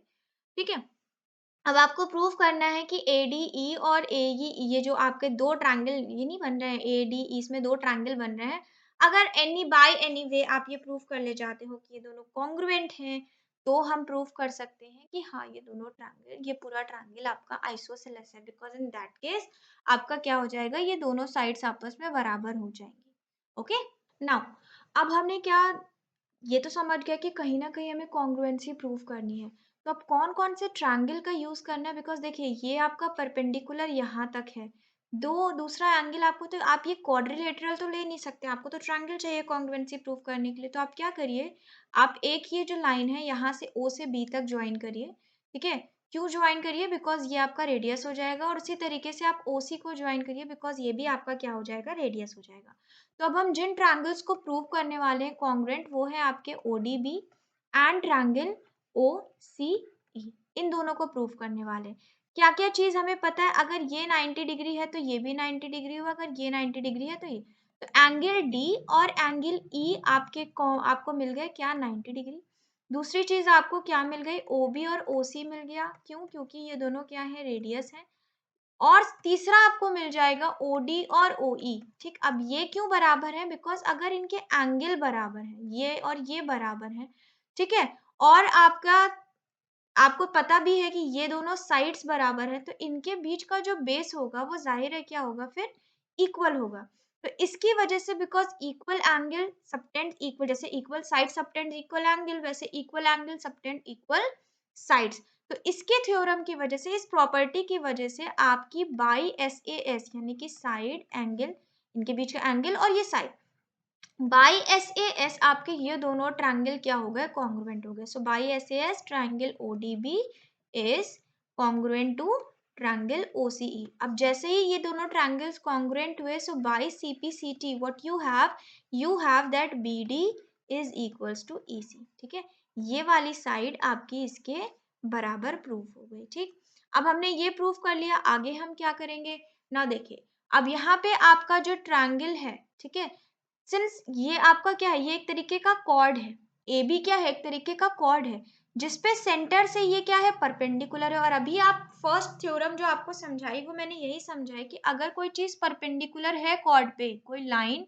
सर्कल के सेंटर से कॉर्ड पे परपेंडिकुलर है, तो फिर वो उसे बाइसेक्ट भी करती है। इसका मतलब कि अगर ये कॉर्ड बाइसेक्ट कर रही है, डिस्टेंस आपकी बाइसेक्ट कर रही है, तो ए डी किसके बराबर हो गया, डी बी के बराबर हो गया। ठीक, और इसी कॉन्सेप्ट का इस्तेमाल करते हुए आपका ए किसके बराबर हो गया, इसी के बराबर हो गया। ठीक है, ये इसी कॉन्सेप्ट का अगर हम इस्तेमाल करें तो बाय सिमिलर करके हम ये लिख सकते हैं कि ए इसी के बराबर, बिकॉज ये भी कॉर्ड है, एसी भी एक कॉर्ड है जो परपेंडिकुलरली बाइसेक्ट होगा बिकॉज ऑफ द थ्योरम।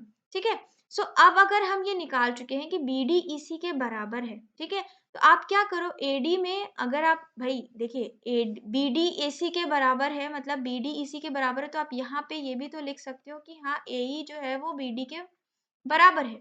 क्यों, यहाँ से यहाँ का इस्तेमाल हम यहाँ कर सकते हैं कि नहीं कर सकते, सीई की जगह या ईसी की जगह हम लिख दे बी डी। ठीक, मैंने गलत लिखा, ये होना चाहिए BD। ठीक, तो इसका मतलब इन दोनों का यूज करके आप क्या कह सकते हो कि AE किसके बराबर है, AD के बराबर है, यानी कि AE भी AD के बराबर आ गया। ठीक, अब जब AE AD के बराबर है और BD CE के बराबर है, तो इससे हमें क्या प्रूव कर लिया, इससे हमने ये प्रूव कर लिया कि AB किसके बराबर है, AC के बराबर। प्रूव हो गया। अब AB अगर AC के बराबर प्रूव हो गया, तो ये कैसा ट्रायंगल, दो साइड्स बराबर है तो कैसा ट्रायंगल हो गया, ये हो गया आपका आइसोसेलेस ट्रायंगल। अब आपने पढ़ रखा है कि equal side subtends equal angles, जिसका उल्टा अभी हमने यहाँ पे किया, वही उल्टा हम यहाँ पे कर रहे हैं कि इक्वल साइड, क्योंकि ये दोनों साइड्स एक दूसरे के इक्वल हैं, तो इनके बीच का जो एंगल होगा वो क्या होगा, बराबर होगा। ठीक है, तो यहाँ पे सिर्फ प्रॉपर्टी का यूज हुआ है। अब ये तो मैंने आपको समझा दिया, बट प्रॉपर सोल्यूशन जो आपकी बुक में अवेलेबल है वो ये देखिए। हमने सबसे पहले क्या किया, एक फिगर को ड्रॉ किया, उसके बाद हमने क्या किया, हमने OB, OC और OA को ज्वाइन किया। ठीक, OA तो ऑलरेडी ज्वाइन था, हमने OB और OC को ज्वाइन करा। ठीक, उसके बाद हमने दो ट्रायंगल्स लिए, कौन से, एक ट्रायंगल ये, दूसरा ट्रायंगल ये, इनको कॉन्ग्रुएंट प्रूफ किया। एक तो आपको रेडियस मिल गया, दूसरा आपको 90 डिग्री मिल गया, तीसरा आपको इक्वल साइड की वजह से इक्वल एंगल्स मिल गया। ठीक, इससे ये कॉन्ग्रुएंट, जैसे ये कॉन्ग्रुएंट प्रूव हुआ, ये इसके बराबर आ गया। उसके बाद हमने लगा दी यहाँ पे कॉर्ड की प्रॉपर्टी कि भाई परपेंडिकुलर है तो इसका बाइसेक्टर भी होगा। तो इससे प्रूव हुआ कि ये दोनों इसके, ये आपस में क्या है, एक दूसरे के इक्वल। जब ये आपस में इक्वल, ये आपस में इक्वल, तो इसका मतलब AD AE के बराबर हो गया, है ना। वही चीज यहाँ पे करी गई, ये तो कॉर्ड की प्रॉपर्टी लगाई गई। उसके बाद इन्होंने क्या किया, AD AE के बराबर हो गया। अगर AD AE के बराबर, तो इसका मतलब AB AC के बराबर, ये चीज प्रूव हो गई। अब AC अगर AB के बराबर है, तो ये आइसोसेलेस ट्रायंगल है, और आइसोसेलेस ट्रायंगल में अगर साइड्स इक्वल हैं, तो by the property equal angle या equal side subtend equal angles और वाइस वर्सा, उससे हमने पता लगा लिया कि दोनों एंगल भी बराबर। तो सिर्फ इतना प्रूव करना था हमें। Okay, so next question is, student, two circles of radii 10 centimeter and 8 centimeter intersect the length of the common chord is 12 centimeter। ठीक, आपको डिस्टेंस निकालनी है उनके सेंटर्स के बीच की। तो सबसे पहले आप दो सर्कल्स ड्रॉ कर लीजिए, बिकॉज क्वेश्चन ने आपको क्या बोला कि दो सर्कल हैं। ठीक, तो एक सर्कल ये हो गया, दूसरा सर्कल ये हो गया, और ये इनके बीच का हो जाएगा कॉमन कॉर्ड। ठीक, तो मान लेते हैं ये AB है। ठीक, जिसकी डिस्टेंस आपको 12 सेंटीमीटर ऑलरेडी दी गई है। इस सर्किल का सेंटर है O, इस सर्किल का सेंटर है O डैश। आपको इन OO डैश के बीच की डिस्टेंस को निकालना है। क्वेश्चन कह रहा है इस OO डैश की डिस्टेंस को निकालो। ठीक, तो चलो हम मान लेते हैं यहाँ से इसको हम मान लेते हैं x। ओके, ये पॉइंट है आपका x।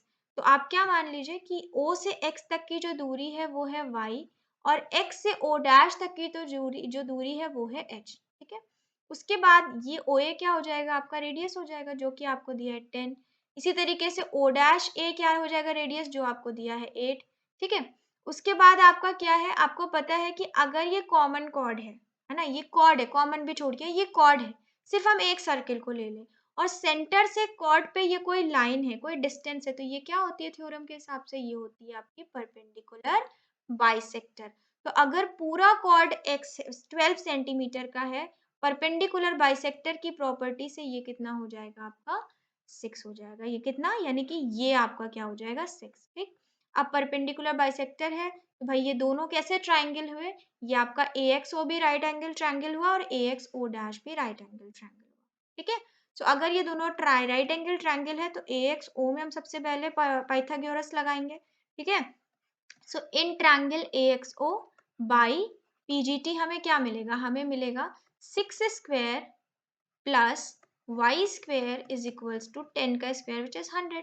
सो यहाँ से आपको वाई स्क्वायर क्या मिल गया, यहाँ से आपको वाई स्क्वायर मिल गया 100 माइनस 36, जो आपको वाई की वैल्यू देगा क्या 8 सेंटीमीटर। ठीक, तो हमें वाई मिल गया।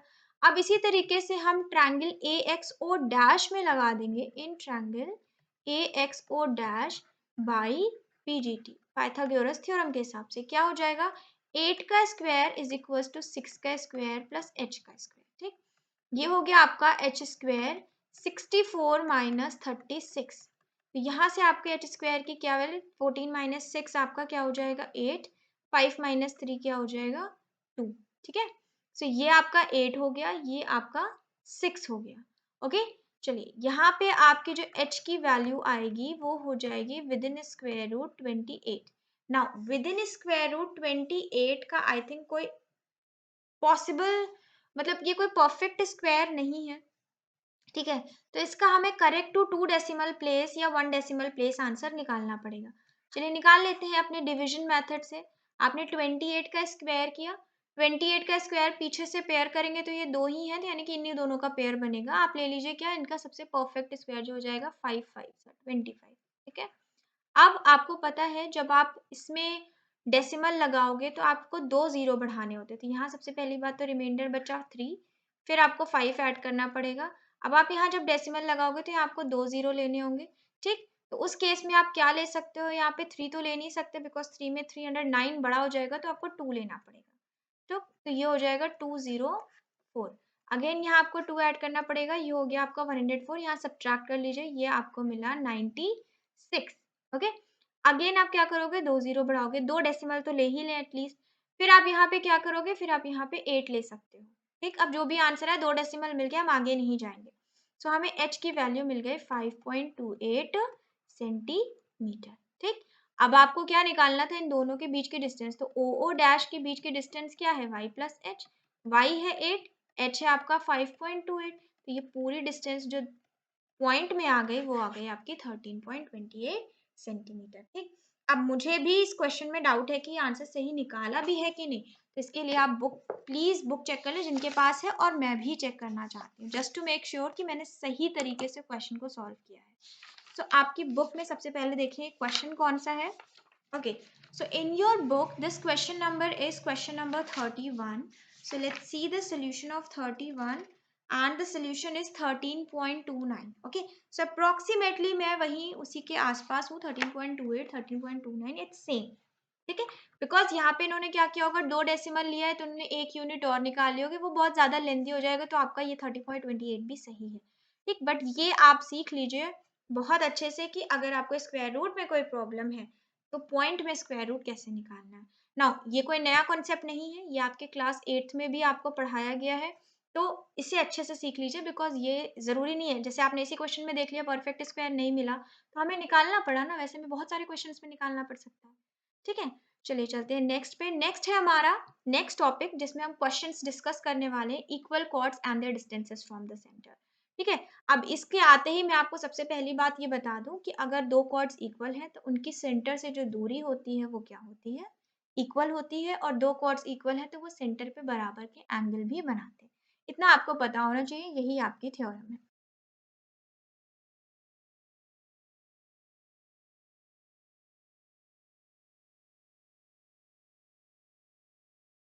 तो देखिए क्वेश्चन नंबर 8 आपसे क्या कह रहा है, in the given figure the two chords AC and BC are equal, AC और BC इक्वल है, and the radius OC intersects AB at M, और जो रेडियस OC है वो इंटरसेक्ट कर रहा है AB को M पे। तो आप बताएं कि AM और MB का रेशियो क्या होगा। ओके, चलिए सबसे पहले इसके लिए हम दो ट्रायंगल्स ले लेते हैं। जो पहला ट्रायंगल हम लेंगे वो होगा आपका triangle OAC and triangle OBM। ठीक है, so this will be O B और C, not M, C। इन दोनों ट्रायंगल्स को लेके हम कॉन्ग्रुएंट प्रूव करने वाले हैं। ठीक है, अब क्या क्या चीजें पहले से पता है, AC BC ये आपको गिवन है, फिर आपका OC और OC क्या हो गया, ये कॉमन हो गया।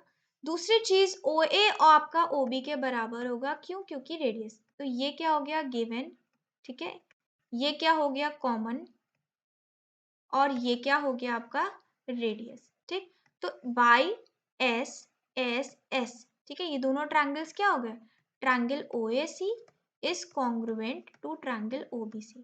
अब जैसे ही ट्रायंगल कॉन्ग्रुएंट हुआ बाई CPCT, आपको क्या पता चला, आपको ये पता चला कि इनके सारे एंगल्स भी एक दूसरे के बराबर होंगे, तो इसका मतलब by CPCT angle OCA is equals to angle OCB। ठीक है, एंगल OCB ये हमको पता चला, इसे आप फर्स्ट मान लीजिए। अब हम आ जाते हैं अपने दो ट्रायंगल्स, दूसरे ट्रायंगल्स पे जो कि है triangle AMC and triangle BMC। ठीक है, इन दोनों पे अब इन्हें हम कॉन्ग्रुएंट प्रूफ करेंगे। तो क्या चीज कॉमन है, MC और MC दोनों में कॉमन है। ठीक है, ये दोनों क्या है, कॉमन है। दूसरा चीज जो हमने अपना एंगल OCA, ठीक है, यानी कि बस हम इतना लिखें, क्या लिखें कि जो हमारा एंगल AMC हो जाएगा ना, यहाँ पे ACM is equals to C B, यहाँ पे हम लिख देते हैं इक्वेशन फर्स्ट। इससे हमने बताया कि ये दोनों कॉमन है। ओके, तीसरी चीज हम क्या देख रहे हैं, तीसरी चीज आपकी ये है ए सी और ए बी। ठीक है, क्यों? क्योंकि ये आपको गिवन है। तो अब यहाँ पे कौन सी कॉन्ग्रुएंसी लगी, यहाँ पे आपके लगी एस ए एस, दोनों triangles, triangle A M C is congruent to triangle B M C.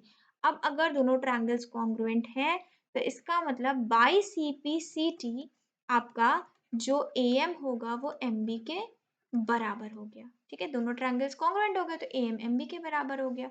So ratio of A M to B M is equals to A M to A M भी तो लिख सकते हैं because हम prove कर चुके हैं। तो ये कट के क्या हो गया, 1:1। और यही आपको क्या करना था, बताना था। ठीक है, तो नेक्स्ट क्वेश्चन, क्वेश्चन 9 कह रहा है आपसे कि बगल में एक फिगर बना है जिसमें ओ सेंटर है, ए बी ए सी दो कॉर्ड्स हैं, यानी कि ये ए बी ये ए सी दो कॉर्ड्स हैं। ठीक है, और ये दोनों कॉर्ड्स की जो लेंथ है वो बराबर है। ठीक है, इन दोनों कॉर्ड्स की लेंथ बराबर है। ओपी परपेंडिकुलर है आपका, ठीक है, किस वाले कॉर्ड पे, ए बी वाले कॉर्ड पे, और ओ क्यू परपेंडिकुलर है आपका ए सी कॉर्ड पे। आपको प्रूव करना है कि ये जो पी बी है, ठीक है, ये इस क्यू सी के बराबर है। ठीक, देखिए ये पी बी और क्यू सी दो ट्रायंगल्स का पार्ट है, एक है ट्रायंगल इसका और एक है ट्रायंगल, यानी कि ये दो ट्रायंगल। तो अगर बाई एनी मैनर हम ये दो ट्रायंगल्स को कॉन्ग्रुएंट प्रूव कर लेते हैं तो फिर इनकी सारी साइडें बराबर हो जाएंगी, और साइडें बराबर हो जाएंगी तो इसके हिसाब से पी बी क्यू सी के बराबर हो जाए। ठीक, तो हमें एक आइडिया मिल गया क्या, कि हमें यहाँ पे ये प्रूव करना है कि ये दोनों ट्रायंगल्स कॉन्ग्रुएंट है। अब दो चीज, एक चीज जो हमें दिख रही है क्या, कि एंगल 90 डिग्री है। ठीक, तो कॉन्ग्रुएंसी प्रूव करने के लिए कम से कम दो एंगल बराबर होने चाहिए, और अगर दो एंगल बराबर नहीं होने चाहिए तो बाई एस ए एस दो साइड्स होनी चाहिए। तो अब हमें ढूंढनी पड़ेगी कि हम कैसे साइड्स को ला सकते हैं। ठीक, तो देखिए एक तो आपका ओ क्यू है, ठीक है, दोनों कॉर्ड्स की लेंथ सेम है। तो अगर दोनों कॉर्ड्स की लेंथ सेम है, ठीक, ए बी और ए सी सेम है, तो इसका मतलब कि जो ए सी का जो कॉर्ड परपेंडिकुलर बाइसेक्टर, ये जो डिस्टेंस है, जो ओ एन है, वो ए बी कॉर्ड के बराबर होगी। क्यों? क्योंकि ये इसका बाइसेक्टर, ये इसकी प्रॉपर्टी से, ठीक है, ओ एन किसके बराबर हो जाएगा आपका, इसके बराबर, ओ एम के बराबर, क्योंकि ये इसका है डिस्टेंस, ये इसकी डिस्टेंस है, ये दोनों बराबर हो जाएंगी। अब आपको क्या पता है कि अगर आपका ये बराबर हो गया, ठीक है, ओ एन बराबर है, ओ एम बराबर है, ठीक, तो इनकी जो सेंटर से दूरी है, ये ओ क्यू और ओ पी, ये है क्या, ये तो रेडियस ही है ना। तो अगर हम इसको माइनस कर दें, मान लीजिए ओ एन को, दोनों सेम साइड से तो माइनस कर ही सकते हैं ना, तो ओ पी से आप इधर भी कर दो, इधर भी कर दो। अब ओ पी को हम क्या कर देते हैं, इधर रिप्लेस कर दे हैं, क्योंकि यहाँ पे ओ पी नहीं होना चाहिए, यहाँ पे ओ क्यू होना चाहिए, तो हम यहाँ पे क्या कर देते हैं, इसकी जगह ओ क्यू कर देते हैं। अब ये आपने क्यों किया, because O P O Q दोनों क्या है, बराबर है, किस प्रॉपर्टी से, कि ये दोनों ही रेडियस है। ठीक, तो समझ में आ गया होगा आपको। तो इधर हमने ओ एन कर दिया और यहाँ पे आपका O P minus O M हो गया। तो जब आपने ओ पी से ओ एम को माइनस किया तो आपके पास क्या बचा, पी एम बचा। ठीक, और जब आपने ओ क्यू से ओ एन माइनस किया तो आपके पास क्या बचा, क्यू एन बचा। तो ये हो गई आपकी फर्स्ट इक्वेशन, ये हमने एक चीज प्रूव। तो हमें क्या मिल गया, इस ट्रायंगल में दो चीजें, कि ये दो मिल गया, एंगल मिल गया। अब बस हमारे पास क्या बचा, कि अगर हम किसी तरह ये प्रूव कर लें कि ये वाली जो साइड है ना, ये साइड बराबर है, एम बी आपके एन सी के बराबर है। तो इसका भी हमारे पास एक थ्योरम है। क्या थ्योरम है, कि भाई आप ये जानते हो कि दोनों कॉर्ड्स क्या हैं, इक्वल है। तो अगर दोनों कॉर्ड्स इक्वल हैं और ये आपका ओ एन इस पे परपेंडिकुलर बाइसेक्टर का काम कर रहा है, थ्योरम के हिसाब से परपेंडिकुलर है तो बाइसेक्टर भी है, तो ए एन आपका किसके बराबर हो गया, एन सी के बराबर हो गया। ठीक, दूसरा इसी तरीके से सिमिलरली इस कॉर्ड पे आ जाइए, ए बी वाले पे, तो ए एम आपका किसके बराबर हो गया, एम बी के बराबर हो गया। ठीक है, ये आ गया, ये इसको मान लेते हैं ए, इसको मान लेते हैं बी। तीसरी चीज जो आपको क्वेश्चन ने दे रखी है क्या, कि जो ए बी है वो ए सी के बराबर है। ठीक है, ए बी ए सी के बराबर है। अब ए बी ए सी के बराबर है, जिसमें ए एन एन सी के बराबर है, ए एम एम बी के बराबर है, तो इन तीनों से हमें क्या मिल गया, इन तीनों से बाई ए बी एंड सी हमें क्या मिल गया, कि भाई ए एम एम बी, ठीक है, ए एन और एन सी, ये सब आपस में क्या है, बराबर है। ठीक, अब आ जाओ अपने ट्रायंगल्स पे जिनको हम प्रूव करने वाले हैं कि ये कॉन्ग्रुएंट है। तो triangle Q N C and triangle P M B. ठीक है, अब यहाँ पे हमको कॉन्ग्रुएंसी प्रूव करनी है और हमारा आंसर हमें मिल गया। पहली चीज तो हमें मिल गया angle N is equals to angle M, क्योंकि ये 90 डिग्री है। दूसरा हमें मिल गया कि QN is equals to MP, ये हमें मिला फर्स्ट वाले से। तीसरा हमें मिल गया कि NC is equals to AN, ठीक है, इसको मान लो सेकेंड, ये हमें मिल गया सेकेंड वाले से। तो बाई SAS ये दोनों ट्रायंगल्स क्या हो गए, कॉन्ग्रुवेंट हो गए, ठीक है। MBPB या MPB जो भी लिखना चाहो लिख सकते हो, दोनों ट्रायंगल्स क्या हो गए, कॉन्ग्रुवेंट हो गए, है ना। तो जब ये दोनों कॉन्ग्रुवेंट हो गए तो इनकी सारी साइड्स बराबर हो गई, है ना, सारी साइड्स इक्वल हो गई। सो बाय CPCT आपको क्या मिल गया, बाय CPCT आपको मिला कि so PB is equals to QC, ठीक है, क्या लिख देंगे, hence proved. Okay, I hope समझ में आ गया आपको कॉन्सेप्ट कि भाई दोनों ट्रायंगल्स को कॉन्ग्रुएंट प्रूव कर ले जाए, हमें साइड मिल जाएगी प्रूव करने के लिए। अब दोनों ट्रायंगल्स को प्रूव करने के लिए कुछ क्राइटेरिया होते हैं, पहले हमने उन क्राइटेरिया को निकाल लिया, उसके बाद प्रूव कर दिया। चलिए नेक्स्ट हम आ जाते हैं अपने नेक्स्ट टॉपिक पे, जिसमें हम क्वेश्चंस डिस्कस करने वाले हैं based on the angle subtended by an arc of a circle. Okay, so first question है आपका इस आर्क की प्रॉपर्टी पे बेस्ड कि आर्क AXB और CYD इसमें कॉन्ग्रुएंट है, ठीक है। तो find the ratio of ABCD। देखिए आर्क क्या है, ये आपका होता है arc, this is AXB arc and this is CYD arc. अब क्वेश्चन ने बोला ये दोनों आर्क कॉन्ग्रुएंट है, अगर ये दोनों कॉन्ग्रुएंट है तो इसका मतलब क्या है, इसका मतलब है जो ये जो आर्क आपका सर्किल पे एंगल बना रहा है, मींस एंगल AOB, ठीक है, ये दोनों बराबर हैं, इसका कॉन्ग्रुएंसी का ये मतलब है, ठीक है। तो यहाँ पे आपका क्या हो जाएगा, जो एंगल AOB है वो एंगल COD के बराबर है, इस कॉन्ग्रुएंसी का, आर्क की कॉन्ग्रुएंसी का ये मतलब, इसे आप इक्वेशन फर्स्ट अज्यूम कर लीजिए, ठीक।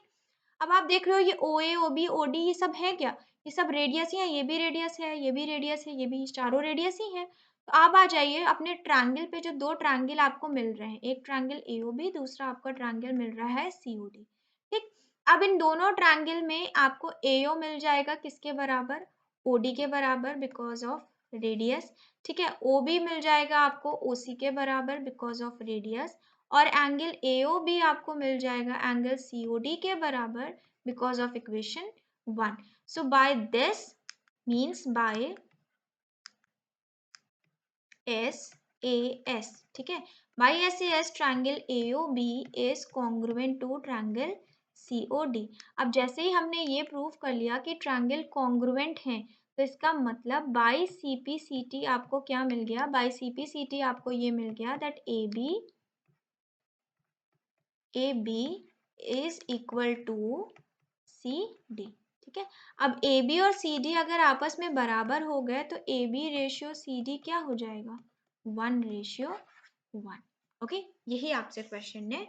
सो नेक्स्ट है आपका टॉपिक स्टूडेंट साइक्लिक क्वाड्रिलेटरल पे बेस्ड। तो फर्स्ट आपको इंट्रोड्यूस कर देते हैं इस टर्म से। तो कोई भी क्वाड्रिलेटर, क्वाड्रिलेटर क्या होता है, जिसकी चार साइड्स हों, तो अगर चार साइड के क्वाड्रिलेटर के चार वर्टेक्स भी होंगे, तो अगर किसी सर्किल के अंदर क्वाड्रिलेटरल है और उसके चारों वर्टेक्स सर्किल के सरकमफ्रेंस पे आ रहे हैं, तब हम उसे कहते हैं साइक्लिक क्वाड्रिलेटरल। जैसे कि इस फिगर में आपका ADBC क्या है, एक साइक्लिक क्वाड्रिलेटरल है, क्योंकि उस क्वाड्रिलेटरल के चारों वर्टेक्स सर्किल के सरकमफ्रेंस पे आ रहे हैं, ठीक। अब इस क्वेश्चन में आपको बोला कि अगर AOC 100 है तो डिटरमाइन करें कि ABC कितना होगा।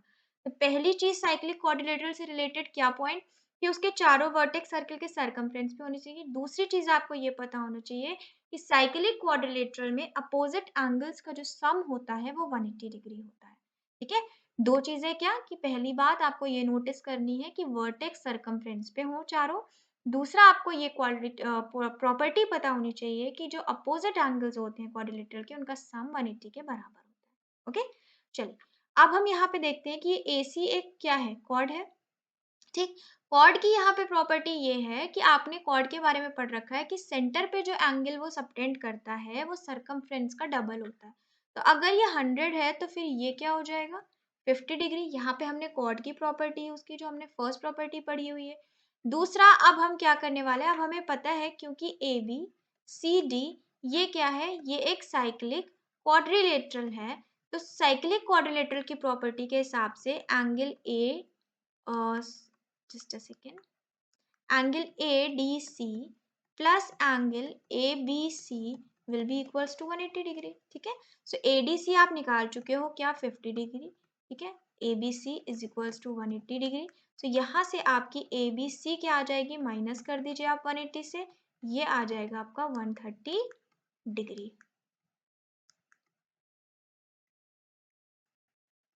ठीक है, यही आपसे क्वेश्चन ने पूछा था कि ABC की वैल्यू निकालिए। साथ ही साथ क्वेश्चन ने ADC बोला था, तो ADC तो हम पहले ही निकाल चुके हैं, विच इज 50 डिग्री। ओके, चलिए नेक्स्ट क्वेश्चन पे चलते हैं। नेक्स्ट क्वेश्चन में कह रहा है AC डायमीटर है, AB और AD कॉर्ड है। ठीक, अब आप बताओ कि AB जो BAD है, यानी कि ये एंगल है, ये कितना होगा अगर AEC आपको 110 दिया गया है। तो भाई यहाँ पे जो AEDB है, ये क्या है, ये आपका बन रहा है साइक्लिक क्वाड्रिलेटरल। क्यों? क्योंकि इसके सारे वर्टेक्स जो हैं वो आपके सर्किल के सरकमफ्रेंस पे हैं। ठीक, तो अगर AED 110 डिग्री है तो ABD कितना हो जाएगा? भाई इन दोनों अपोजिट एंगल्स, इनका सम 180 के बराबर। सो 180 से आप माइनस कर दीजिए 110 डिग्री को। क्या आंसर मिला आपको? आपको आंसर मिला 70 डिग्री। ठीक है, मिल गया। अब आप जानते हो कि ये जो ट्रायंगल है, अगर ये कॉर्ड है BD और ये सर्किल से इसके ऊपर कोई दूरी है, तो ये क्या होती है? परपेंडिकुलर बाइसेक्टर होती है। तो ये जो आपको ट्रायंगल मिला ना, एक आपका AOB, ये कैसा ट्रायंगल है? ये राइट एंगल ट्रायंगल मिल गया आपको। ठीक, जिसमें ये 90 डिग्री है, ये आपने 70 डिग्री निकाल लिया। तो अब हम यहाँ पे एंगल सम प्रॉपर्टी अगर लगा देते हैं, ठीक है, बाई एंगल सम प्रॉपर्टी, ठीक है, किस ट्रायंगल में लगा रहे हैं? इन ट्रायंगल AOB में लगा रहे हैं। सो हमें क्या मिलेगा? हमें मिलेगा 90 degree plus 70 degree plus angle BAC is equals to 180 degree. ठीक, यहाँ से आपको क्या मिला कि एंगल BAC मिल जाएगा कितना? 20 डिग्री, क्योंकि 90 प्लस 70 क्या होगा? 160, उसको उधर ले जाएंगे तो ये आपका क्या मिल जाएगा? 20 डिग्री। तो ये आपको मिल गया 20 डिग्री। अब अगर ये 20 डिग्री मिल गया तो ये क्या था भाई? ये देखिए डायमीटर, ये इक्वल कॉर्ड्स हैं, तो अगर ये कॉर्ड्स इक्वल है तो ये दोनों एंगल भी इनके बीच के इक्वल हो गए, बिकॉज ये कॉमन साइड है। तो इस प्रॉपर्टी से ये भी आपको 20 डिग्री हो गया। तो एंगल BAD क्या हो गया? 20 प्लस 20 यानी कि 40 डिग्री। ठीक है, चलिए नेक्स्ट चलते हैं। Question number 13, in the given figure if O is the centre of a circle and O यहाँ पे आपका सेंटर है, ADC इज 120 डिग्री, तो फाइंड आउट एंगल ABC। अब आप देख रहे हो ADCB चारों सरकमफ्रेंस पे है, तो ये कैसा हुआ? ये आपका एक साइक्लिक क्वाड्रिलेटरल हो गया। इफ दिस इज 120, आपसे क्वेश्चन ने पूछा BAC, तो ये क्या हो जाएगा? माइनस कर देंगे 180 से, ये हो जाएगा 60 डिग्री, क्योंकि इन दोनों का सम क्या होता है? 180 के बराबर। Now you know that this triangle, ये कैसा ट्रायंगल है? जिसका पूरा बेस एक डायमीटर है और जो वर्टेक्स है वो सरकमफ्रेंस पे है। तो ये कैसा ट्रायंगल बनता है? सर्किल की प्रॉपर्टी फर्स्ट क्वेश्चन में बताया था, ये आपका राइट एंगल ट्रायंगल बनता है। Okay, now this is 90, this is 60, angle sum property लगा दीजिए। तो angle A plus 90 degree plus 60 degree, okay, is equals to what? Is equals to 180 degree. तो यहाँ से आपको एंगल A क्या मिल गया? यहाँ से आपको एंगल A मिल गया 30 डिग्री। 90 प्लस 60 150 होता है, उधर लेके जाएंगे, आपको ये 30 डिग्री मिल गया। ठीक है, और क्वेश्चन ने आपसे यही एंगल को पूछा था। ओके, चलिए next question. ABCD is a cyclic quadrilateral whose diagonals intersect at point E। तो अब यहाँ पे आपको क्वेश्चन में फिगर नहीं दिया है, तो सबसे पहले आप फिगर बनाइए जिसमें आपको ABCD एक साइक्लिक क्वाड्रिलेटरल दिया हुआ है। सो this is A, this is B, this is C, this is D। ठीक है, whose diagonals intersect at point A। तो आपको क्वेश्चन ने बोला कि जो डायगोनल्स है वो E पॉइंट पे इंटरसेक्ट कर रहे हैं। सो ये एक डायगोनल हुआ और दूसरा आपका डायगोनल हुआ ये, और ये E पॉइंट पे इंटरसेक्ट कर रहे हैं। ठीक, इफ एंगल DBC, ठीक है, DB और C, ये एंगल आपको बोला 70 डिग्री है। दूसरा आपको बोला एंगल BAC, इसके बारे में आपसे क्या बोला गया है कि ये 30 डिग्री है। ठीक है, तो ये है 30 डिग्री। क्वेश्चन बोल रहा है कि अगर AB AC के बराबर हो, यानी कि AB AC के बराबर है, इसके बराबर है, तो आप बताएं ECD क्या होगा? EC और ये D। ठीक है, ये एंगल आपको बताना है। अब देखिए दो साइड्स बराबर हैं, ठीक है, तो इनके जो एंगल होंगे, जो बेस पे एंगल होंगे, वो क्या होंगे? वो सेम होंगे। ठीक है, यानी कि ये जो एंगल होगा वो इसके बराबर होगा। ओके, सो अगर ये x है, देखिए पूरा ये क्या हो जाएगा? ये इतना 70 डिग्री है, इसको हम मान लेते हैं x, इसको मान लेते हैं x। तो ये क्या हो जाएगा? ये जो बचा हुआ आपका है ये हो जाएगा 70 माइनस x। ठीक, या 70 x में आप 70 माइनस कर सकते हो। तो भाई अगर ये ट्रायंगल आइसोसेलेस है, एक एंगल 30, तो ये बचे हुए एंगल क्या होगा? सबसे पहले तो आप ये निकालिए, इन ट्रायंगल ABC, ठीक है, which is an isosceles triangle. ठीक, इसको पहले यहाँ पे लिख लीजिए। तो आइसोसेलेस ट्रायंगल है तो दोनों एंगल XX हो गया, तो 2x plus 30 degree is equals to 180 degree. ठीक है, क्या हुआ? 2x is equals to 150 degree. तो यहाँ से x क्या मिला आपको? 75 डिग्री। ठीक है, तो ये आपको मिल गया 75 डिग्री, ये पूरा 75, जिसमें से आपका इतना क्या हो जाएगा? अगर ये 70 है तो ये क्या हो जाएगा? 5। सो आपने इतना निकाल लिया। अब आप देखिए कि ये क्या है, ये एक तरीके का AD क्या है? एक कॉर्ड है ना? ये AD क्या है? एक कॉर्ड है। अगर ये कॉर्ड है तो ये सरकमफ्रेंस पे आपका ये भी एंगल बना रहा है और सरकमफ्रेंस पे आपका ये भी एंगल बना रहा है। तो उस प्रॉपर्टी से, ठीक है, बिकॉज ये बोथ साइड आपका सेम एंगल बना रहा है, ये कॉर्ड आपका यहाँ पे भी वही एंगल बनाएगा और यहाँ पे भी। तो उस प्रॉपर्टी से अगर ये 5 डिग्री है तो ये भी क्या हो गया? 5 डिग्री। और ये आप पहले ही निकाल चुके हो, 75 है, तो आपका पूरा एंगल जो BCD हो गया, ठीक है, BCD वो क्या हो गया? 75 डिग्री प्लस 5 डिग्री। ठीक है, तो ये हो गया आपका 80 डिग्री। आपने पहला पार्ट कंप्लीट कर लिया। दूसरा आपसे बोल रहा है ECD निकालने को। सो E, C और D, जो आपने क्या निकाला अभी, वो आप निकाल ही चुके हो। क्या? ECD जो है वो आपका है इतना 5 डिग्री। ठीक है, सो दोनों ही पार्ट आपने इस क्वेश्चन में कंप्लीट कर लिए। पहला आपसे बोला गया ECD निकालने को, सो ECD इज 5 डिग्री। दूसरा आपसे बोला गया BCD निकालने को, तो BCD आपने प्लस करके। सो ये दोनों आपके राइट आंसर्स हैं। चलते हैं नेक्स्ट क्वेश्चन पे, क्वेश्चन नंबर 15, जिसमें आपको 3 एंगल्स डिटरमाइन करने हैं। इन the given figure angle BAC, okay, BAC आपका कौन सा एंगल है? BA और C, यानी कि ये एंगल 55 डिग्री है। दूसरा आपका है एंगल BCA, जिसका आपको डायमेंशन दिया है 62 डिग्री। आपको एक एल्टीट्यूड दिया है जिसे प्रोड्यूस करके, एल्टीट्यूड 90 डिग्री होता है, प्रोड्यूस करके D तक पहुंचाया गया है। आपको कैलकुलेट करना है एंगल ACD। ठीक है, AC और D। दूसरा आपको कैलकुलेट करना है DAC। तीसरा आपको कैलकुलेट करना है एंगल ADB। ठीक, अब इन दोनों को कैलकुलेट कर लिया तो तीसरा एंगल तो कैलकुलेट करा जा ही सकता है, बिकॉज ये आपका एक ट्राइंगल बन रहा है। Now what we know about this, कि ये जो आपका बन रहा है, ये पहली बात एक साइक्लिक क्वाड्रिलेटरल है। दूसरी चीज आप ये देख रहे हो कि ये दोनों राइट एंगल ट्रायंगल, एक ये ट्रायंगल राइट है, एक ये ट्रायंगल राइट एंगल है। सो 90 डिग्री प्लस 55 डिग्री करके 180 से अगर माइनस कर दे तो ये पार्ट निकाल सकते हैं। तो सबसे पहले हम इसे निकालते हैं। 180 डिग्री से हम माइनस करने जा रहे हैं 90 डिग्री प्लस 55 डिग्री के सम को। ठीक है, ये क्या हो जाएगा? 180 डिग्री माइनस ये हो जाएगा आपका 145 डिग्री। सो हमें मिला क्या? 35 डिग्री, यानी कि ये एंगल आपका मिल गया 35 डिग्री। ओके, दूसरा हम आ जाते हैं नेक्स्ट पार्ट पे। सो दूसरा हम इस वाले को सॉल्व करते हैं। यहाँ पे आपको क्या मिलेगा? 180 degree minus 90 degree plus 62 degree. ठीक, तो ये आपको क्या मिला? 180 डिग्री माइनस 152 डिग्री, जिसे आप फर्दर सॉल्व करोगे तो आपको मिलेगा 28 डिग्री। तो ये आपको मिला 28 डिग्री। ठीक, अब इन दोनों का सम कितना हो जाएगा? ठीक है, इरेज कर लेते हैं बाकी पार्ट को। बाकी सिर्फ हम इतना याद रखते हैं कि ये 35 और ये 28 था।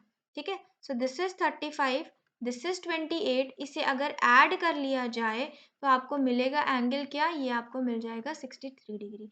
अब सिंस क्योंकि एक साइक्लिक क्वाड्रिलेटरल है तो ये एंगल कैसे निकलेगा आपका? बिकॉज इन दोनों का सम 180 होता है, तो आप इसको माइनस करके निकाल सकते हो। 180 minus 63 degree which will give you answer 117 degree, यानी कि एंगल ADB, सॉरी नहीं, ADB तो आपने नहीं निकाला अभी आपने सिर्फ इतना एंगल निकाला। ओके, आई होप आपको इतना क्लियर होगा स्टूडेंट्स। आगे बढ़ते हैं हम लोग। अब हमें लगानी पड़ेंगी कुछ प्रॉपर्टीज। देखिए, जैसे ये AD है, ये क्या है आपका? ये AD आपका एक कॉर्ड है, राइट? ये AD कॉर्ड है। ये कॉर्ड आपका एक एंगल ये बना रहा है, दूसरा यही कॉर्ड आपका एक एंगल ये बना रहा है। तो अगर ये 35 है तो ये कितना हुआ? 35 degree. Now this angle is ACD, means आपको मिल गया 35 डिग्री। ठीक है, उसी तरीके से आ जाते हैं हम किस पोर्शन पे? दूसरे वाले पोर्शन पे। ठीक है, मीन्स कि अगर ये आपका DC कॉर्ड है तो एक एंगल ये बना रहा है और दूसरा एंगल ये बना रहा है। तो अगर ये 28 डिग्री है तो ये भी क्या हो गया? 28। तो ये क्या हो गया आपका? DAC, मीन्स आपको मिल गया ये 28। दूसरा आपसे क्वेश्चन कह रहा है ADB। ठीक है, उसके लिए आप क्या करिए, उसके लिए आप आ जाइए इस कॉर्ड पे, ठीक है, यानी कि ये कॉर्ड। अब ये कॉर्ड आपका, जस्ट अ सेकेंड, इसको हम इरेज कर दें ताकि कॉन्सेप्ट क्लियर रहे आपका। अब ये कॉर्ड ले लिया, जब ये कॉर्ड लिया तो आप देख रहे हो ये कॉर्ड भी दो एंगल्स बना रहा है, एक एंगल इसने बनाया ये, दूसरा एंगल इसने बनाया ये वाला, ठीक है। यही सेम कॉर्ड एक एंगल आपका ये बना रहा है, दूसरा एंगल ये बना रहा है। तो अगर ये आपका क्वेश्चन ने बोला कि 62 डिग्री है, तो फिर ये भी क्या होगा, 62 डिग्री। तो यहाँ से आपको इसका भी आंसर मिल गया क्या, 62 डिग्री, ठीक है। सो क्वेश्चन को बस समझना था, कुछ वैल्यूज कैलकुलेट करनी थी और उसके बाद आपको उसका आंसर मिल गया। अब यहाँ जो हमने ये निकाला, ठीक है, एंगल ADC, बिकॉज मुझे पहले मुझे कंफ्यूजन था कि ये ADC पूछा गया, दैट्स वाई मैंने ये निकाल दिया, अदरवाइज इस क्वेश्चन में नीड नहीं है, बट आप समझ लीजिए। चलिए मैंने मान लिया कि यहाँ पे एक एक्स्ट्रा क्वेश्चन मैं पूछे ले रही हूँ आपसे, एंगल ADC क्या है, तो वो भी हमने निकाल लिया, ठीक है, साइक्लिक क्वाड्रिलेटरल का यूज करके, ठीक। चलिए next question, question 16, in the given figure ABCE is a cyclic quadrilateral. O आपका सेंटर है सर्किल का और AEC के बारे में आपको बोला गया है कि ये 110 डिग्री है, ठीक। अब आपको निकालना है एंगल ABC और दूसरा निकालना है ADC, ठीक। अब देखिए जिसके बारे में साइक्लिक क्वाड्रिलेटरल कहा गया है उस हिसाब से आपका एंगल AEC जो है और एंगल ABC जो है, इन दोनों का सम 180 होगा साइक्लिक क्वाड्रिलेटरल की प्रॉपर्टी के हिसाब से। तो फिर आपका ABC क्या आ गया, 180 degree minus AEC which is given to you 110 degree, तो ये आपका आ गया 70, ठीक है। तो ABC हमने निकाल लिया 70। अब आप स्टूडेंट्स देखो ये AC क्या है, ये कॉर्ड है और सेम कॉर्ड सरकमफ्रेंस पे ये वाला एंगल भी कर रहा है और ये वाला, तो ये भी क्या हो गया फिर 70 degree by the property that equal chord subtend equal angles, ठीक है। तो अगर ये इक्वल ही कॉर्ड है तो ये इक्वल एंगल बनाएगा, so by this property both the angles are equal to 70 degree, यही क्वेश्चन ने पूछा था। चलिए नेक्स्ट क्वेश्चन देखते हैं 17, in the figure ABCD is a cyclic quadrilateral. ABCD ये आपके साइक्लिक क्वाड्रिलेटरल है और ABPD भी आपका साइक्लिक क्वाड्रिलेटरल ही बन रहा है। क्वेश्चन ने बोला O सेंटर है और BOD एंगल 160 डिग्री है, आपको फाइंड आउट करना है मेजरमेंट BPD का, मींस BPD, ठीक है। अब हम क्या जानते हैं कि अगर कोई कॉर्ड है, लाइक BD एक कॉर्ड है, ठीक है, BD एक कॉर्ड है, तो अगर BD एक कॉर्ड है तो सेंटर पे जो ये एंगल सबटेंड कर रहा है, तो सरकमफ्रेंस वाला एंगल, भाई BD ही सरकमफ्रेंस पे भी एंगल सबटेंड कर रहा है, BD ही आपका सेंटर पे एंगल सबटेंड कर रहा है, ठीक है। सो आपका जो एंगल होता है वो क्या होता है, ये होता है आपका हाफ, ठीक। सेम कॉर्ड अगर सेंटर पे एंगल सबटेंड करता है तो वो सरकमफ्रेंस वाले एंगल का क्या होता है, हाफ होता है। तो अगर ये आपका एंगल क्या आ गया 180 degree, now since this is a cyclic quadrilateral, ये एक साइक्लिक क्वाड्रिलेटरल है, ठीक। तो आपका अगर ये एंगल 80 डिग्री हुआ तो ये एंगल क्या हो गया आपका BPD, इन दोनों का सम क्या होगा 180 के बराबर, तो यहाँ से आपको मिल गया कि ये हो गया 100 डिग्री। तो यही हमें कैलकुलेट करना था, तो यहाँ से हमारी वैल्यू आ गई क्या, BPD is equals to 100 degree. Let's check the answer of this question, इसे हमने सही किया है कि नहीं। So in your book this is question number, let me tell you, okay आपकी बुक में ये है क्वेश्चन नंबर बेटा 32। इसका सोल्यूशन चेक कर लेते हैं क्या वैल्यू आ रही है। तो yes the answer of this question is right, 100 degree, हमें सही आंसर निकालना है, ठीक है। तो पहले हमने कॉर्ड की प्रॉपर्टी को यूज किया, फिर हमने साइक्लिक क्वाड्रिलेटरल की प्रॉपर्टी को यूज किया। चलिए नेक्स्ट क्वेश्चन देखते हैं, नेक्स्ट इज क्वेश्चन नंबर 18।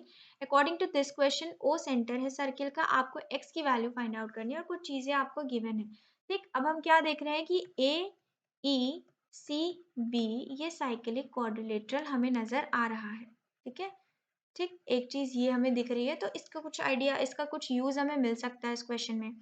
अब आप दूसरी चीज ये देखिए कि जैसे ये 65 डिग्री है, तो ये जो अंदर का एंगल होगा ये हम कैसे निकाल सकते हैं, 180 से माइनस करके निकाल लीजिए, क्या आएगा आपका 115 डिग्री, ठीक है।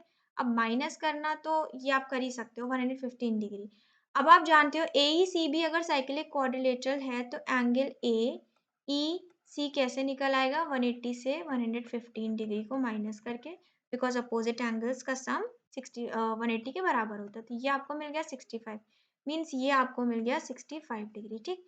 अब आप देखिए AC क्या है, AC एक कॉर्ड है, AC कॉर्ड ही सरकमफ्रेंस पे बना रहा है एंगल, AC कॉर्ड ही सेंटर पे बना रहा है एंगल, और आपने क्या पढ़ रखा है कि सेंटर वाला एंगल सर्कमफ्रेंस वाले के डबल होता है, यानी कि ये हो जाएगा 65 डिग्री मल्टीप्लाई 2। तो आपको यहाँ से क्या मिला, आपको यहाँ से आंसर मिल गया 130 डिग्री। ठीक है, आपको क्या मिला 130 डिग्री। अब आप देख रहे हो x क्या है, रिफ्लेक्स एंगल है, तो रिफ्लेक्स एंगल को निकालने के लिए हम किससे माइनस कर दें, रिफ्लेक्स एंगल से निकालने के लिए हम 360 से माइनस कर देते हैं। तो ये आपका क्या आ गया आंसर 230 डिग्री, और यही आपसे पूछा गया था। ओके, चलिए नेक्स्ट क्वेश्चन पे आइए। नेक्स्ट है आपका क्वेश्चन कि y is equals to 3x, y जो है वो थ्राइस ऑफ x है, find the magnitude of x। ठीक, क्वेश्चन ने y के बारे में बताया, पूछा लेकिन सिर्फ आपसे x के बारे में, y के बारे में क्वेश्चन ने कुछ भी नहीं पूछा। चलिए आ जाते हैं अपने कॉन्सेप्ट पे। ये देखिए आपका ए बी सी डी क्या बन रहा है, लिख लेते हैं पहले। ए बी सी डी जो है वो आपका है साइक्लिक क्वाड्रिलेटरल। ठीक, तो इसकी प्रॉपर्टी याद रखिएगा, उसका यूज करना पड़ेगा हमें ना। This is 40 degree. ठीक है, ये आपको 40 डिग्री यहाँ पे दिया गया है। ओके, और भी कुछ भी क्वेश्चन ने नहीं बताया। ठीक है, चलिए अगर ये 40 डिग्री है भी, अब देखिए ये इतना तो 40 डिग्री नहीं हो सकता, तो ये एरो ना आपका यहाँ तक होगा, दिस इज 40 डिग्री। ठीक, ना this is two intersecting, these are two intersecting lines. ठीक, अगर ये 40 डिग्री आपका है भी, तो ये जो बचा हुआ एंगल हुआ ये कितना हुआ भाई, 140 से माइनस करके निकाल लेंगे, 180 से माइनस करके, तो ये बचा हुआ आपका हो गया 40 डिग्री। अब साइक्लिक क्वाड्रिलेटरल की प्रॉपर्टी लगा दें, तो ये प्रॉपर्टी इसके हिसाब से इन दोनों का सम 180 होना चाहिए, तो ये आपका क्या हो गया 40 डिग्री हो गया। ठीक है, अब ये अगर 40 डिग्री हो गया आपका, now you can see that ये आपका क्या बन रहा है, ये एक ट्रायंगल बन रहा है। ठीक, जिसमें आपको पता है ये 40 डिग्री है, ये x है। ओके, और ये एंगल आपको नहीं पता जिसे आपको निकालना है। ठीक, नाउ अब ये 40 डिग्री हो जाएगा, क्यों हो जाएगा, बिकॉज ये दोनों क्या है, ये ट्रायंगल और ये ट्रायंगल अपोजिट एंगल है, तो इनकी वजह से 40 डिग्री हो जाएगा। ठीक है, अब आप जानते हो अगर ये एक ट्रायंगल हम ए पी वाई ले लें, मतलब ए पी बी ले रहे हैं, तो ए पी बी के हिसाब से ये इनका एक्सटीरियर एंगल है, और अगर ये इनका एक्सटीरियर एंगल है तो एक्सटीरियर एंगल का सम क्या होता है, sum of two interior opposite angle. So by that property this angle is equal to 40 degree plus Y. ठीक है, कौन सी प्रॉपर्टी से, एक्सटीरियर एंगल की प्रॉपर्टी से। ठीक, प्रॉपर सोल्यूशन मैं नहीं लिख रही हूँ, बट मैं आपको सारी चीजें क्लियर कर रही हूँ कि हम क्या क्या यूज कर रहे हैं। ये दोनों क्या थे, ये वर्टिकली अपोजिट एंगल की वजह से आपका 40 डिग्री हो गया। ये कैसे 40 प्लस वाई हो गया, एक्सटीरियर एंगल की प्रॉपर्टी, बिकॉज एक्सटीरियर एंगल की प्रॉपर्टी कहती है sum of two interior opposite angle के बराबर होता है एक्सटीरियर एंगल। ओके, ये 140 कैसे हो गया, यहाँ पे हमने यूज किया स्ट्रेट लाइन का कॉन्सेप्ट। ये 40 डिग्री कैसे हो गया, यहाँ पे हमने यूज किया साइक्लिक क्वाड्रिलेटरल का कॉन्सेप्ट। तो सब कुछ मैंने लिख दिया। ठीक, सारे, ताकि आपको कुछ भी कंफ्यूजन ना रहे। ओके, अब हम बात करते हैं सिर्फ ट्रायंगल किसकी, इन ट्रायंगल। ठीक है, just a second, in triangle A D Q. ठीक है, ट्रायंगल ए डी क्यू पे हमें सारे एंगल्स पता हैं, तो ये हो जाएगा आपका 40 degree plus 40 degree plus Y, ठीक है, plus X is equals to what 180 degree. अब y के बारे में आपको क्वेश्चन ने पहले बता दिया है कि ये 3x मान लीजिए इसको, बिकॉज इसकी वैल्यू 3x के बराबर है। सो यहाँ से आपको मिला 4x is equals to 100 degree, जिससे x का मैग्नीट्यूड आपको मिल गया 25 डिग्री। क्वेश्चन ने y नहीं पूछा, सिर्फ x पूछा है। तो अब ये तो मैंने आपको समझाया, अब हम इसका एक एग्जाम्पल, सॉरी एग्जाम्पल नहीं, इसका आंसर चेक कर लेते हैं कि हमने जो निकाला है वो राइट आंसर है या नहीं। ठीक है, सो आपकी बुक में ये क्वेश्चन नंबर है, okay, 36 question. So let's check the answer. The answer of this question is 36। Yes, it is the magnitude of x is 25 degree. ठीक है, सो बुक देखिए, इस तरीके के क्वेश्चन जिसमें आपको एंगल निकालना होता है स्टूडेंट्स, उसमें बहुत सारे तरीके होते हैं। ठीक है, तो जरूरी नहीं है मेरा निकालने का तरीका आपके निकालने के तरीके से मैच करे, या किसी और बच्चे के निकालने के तरीके से मैच करे। हमें जरूरी क्या है, जरूरी सिर्फ ये है कि जो हम कॉन्सेप्ट लगा रहे हैं, लाइक मैंने जो भी प्रॉपर्टी यहाँ पे लगाई, मैंने वो सारी प्रॉपर्टी आपको बताई भी, एक्सप्लेन भी करी और लिख भी दी, ताकि आपको कंफ्यूजन ना हो जब आप वीडियो को दोबारा या तिबारा जितनी भी बार देखना हो देखो। ठीक है, तो सारी प्रॉपर्टी मैंने आपको क्लियर कर दी है कि हाँ ये प्रॉपर्टी लगा के यार, बस आपके कॉन्सेप्ट क्लियर होने चाहिए और आपने सही तरीके से लगाया होना चाहिए। ओके, चलिए चलते हैं नेक्स्ट क्वेश्चन पे। नेक्स्ट आपका है case based.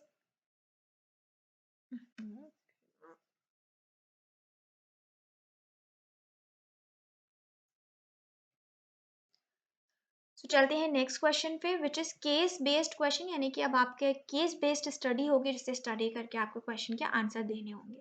So a circular garden is shown in the picture, ठीक है, it's not above, it's below. It has a different type of trees, plants and flower plant in his garden. In the garden there are two mango trees A and B at a distance of 10 metre. तो ये इन दोनों की distance आपको 10 metre दी गई है। आगे question कह रहा है सिमिलरली ही has two Ashoka trees at the same distance of 10 metre, यानी कि ये भी 10 मीटर की दूरी पे है, दो Ashoka tree C and D. If A B, ठीक है, क्या है ए बी, ये है आपका एंगल ए ओ बी, ठीक, इसको वो ज्वाइन कर लेते हैं, this is angle A O B, और ए ओ बी के बारे में बोला गया कि 140 डिग्री है, ठीक है। At the centre O the perpendicular distance A C from the centre is 8 metre. Question आपको यहाँ पे ये बोल रहा है कि ये ए सी का है जो है ना, ये ए सी एक कॉर्ड है, ठीक है, इसकी जो सेंटर से परपेंडिकुलर डिस्टेंस है, ये छोटा सा, बहुत छोटा सा बन रहा है। तो एक काम करते हैं ना, यहाँ पे ड्रॉ कर लेते हैं, ठीक, कि ये ओ है, ये सी है, ये ए है, ठीक है। सो दिस इज लाइक दिस, और ये जो परपेंडिकुलर, ये आपका मतलब एक तरीके से जो परपेंडिकुलर डिस्टेंस है ए सी का सेंटर से, सेंटर विच इज ओ, ये आपको दिया गया है 8 ना। तो समझ लीजिए इसका मैंने जूम वर्जन ड्रॉ किया है यहाँ पे, ओके। और रेडियस के बारे में आपसे कहा गया है 17, तो ये रेडियस है भाई, 17 इधर भी, 17 इधर भी, ठीक। अब आप जानते हो कि जो डिस्टेंस होती है परपेंडिकुलर बाइसेक्टर होती है, बार बार बता चुके हैं, तो अब तक तो आपको याद ही हो गया होगा। सो अगर आपसे क्वेश्चन बाई चांस पूछ लेता है कि भाई ये ए सी की डिस्टेंस निकालो, तो इट्स वेरी इजी, आप पाइथागोरस लगा के ये वाली निकालोगे, इसको 2 से मल्टीप्लाई कर दोगे, पूरी आ जाएगी। चलिए अब हम क्वेश्चन देखते हैं, क्वेश्चन ने क्या पूछा हुआ है। सो फर्स्ट क्वेश्चन ने पूछा है what is the value of angle C O D, ठीक है, सी ओ डी, इसकी वैल्यू निकालिए। चलिए इसको ड्रॉ कर लें सबसे पहले, ये, ठीक। अब आपको क्या बोला गया, देखो ये क्या है, एओडी के बारे, एओबी के बारे में आपको बोला गया था 140 डिग्री, सीओडी के बारे में आपको कुछ भी बोला नहीं गया, लेकिन हम क्या जानते हैं कि ये जो ओडी और ओसी है, ये दोनों ही क्या है, ये आपके दोनों सेंटर है, ठीक।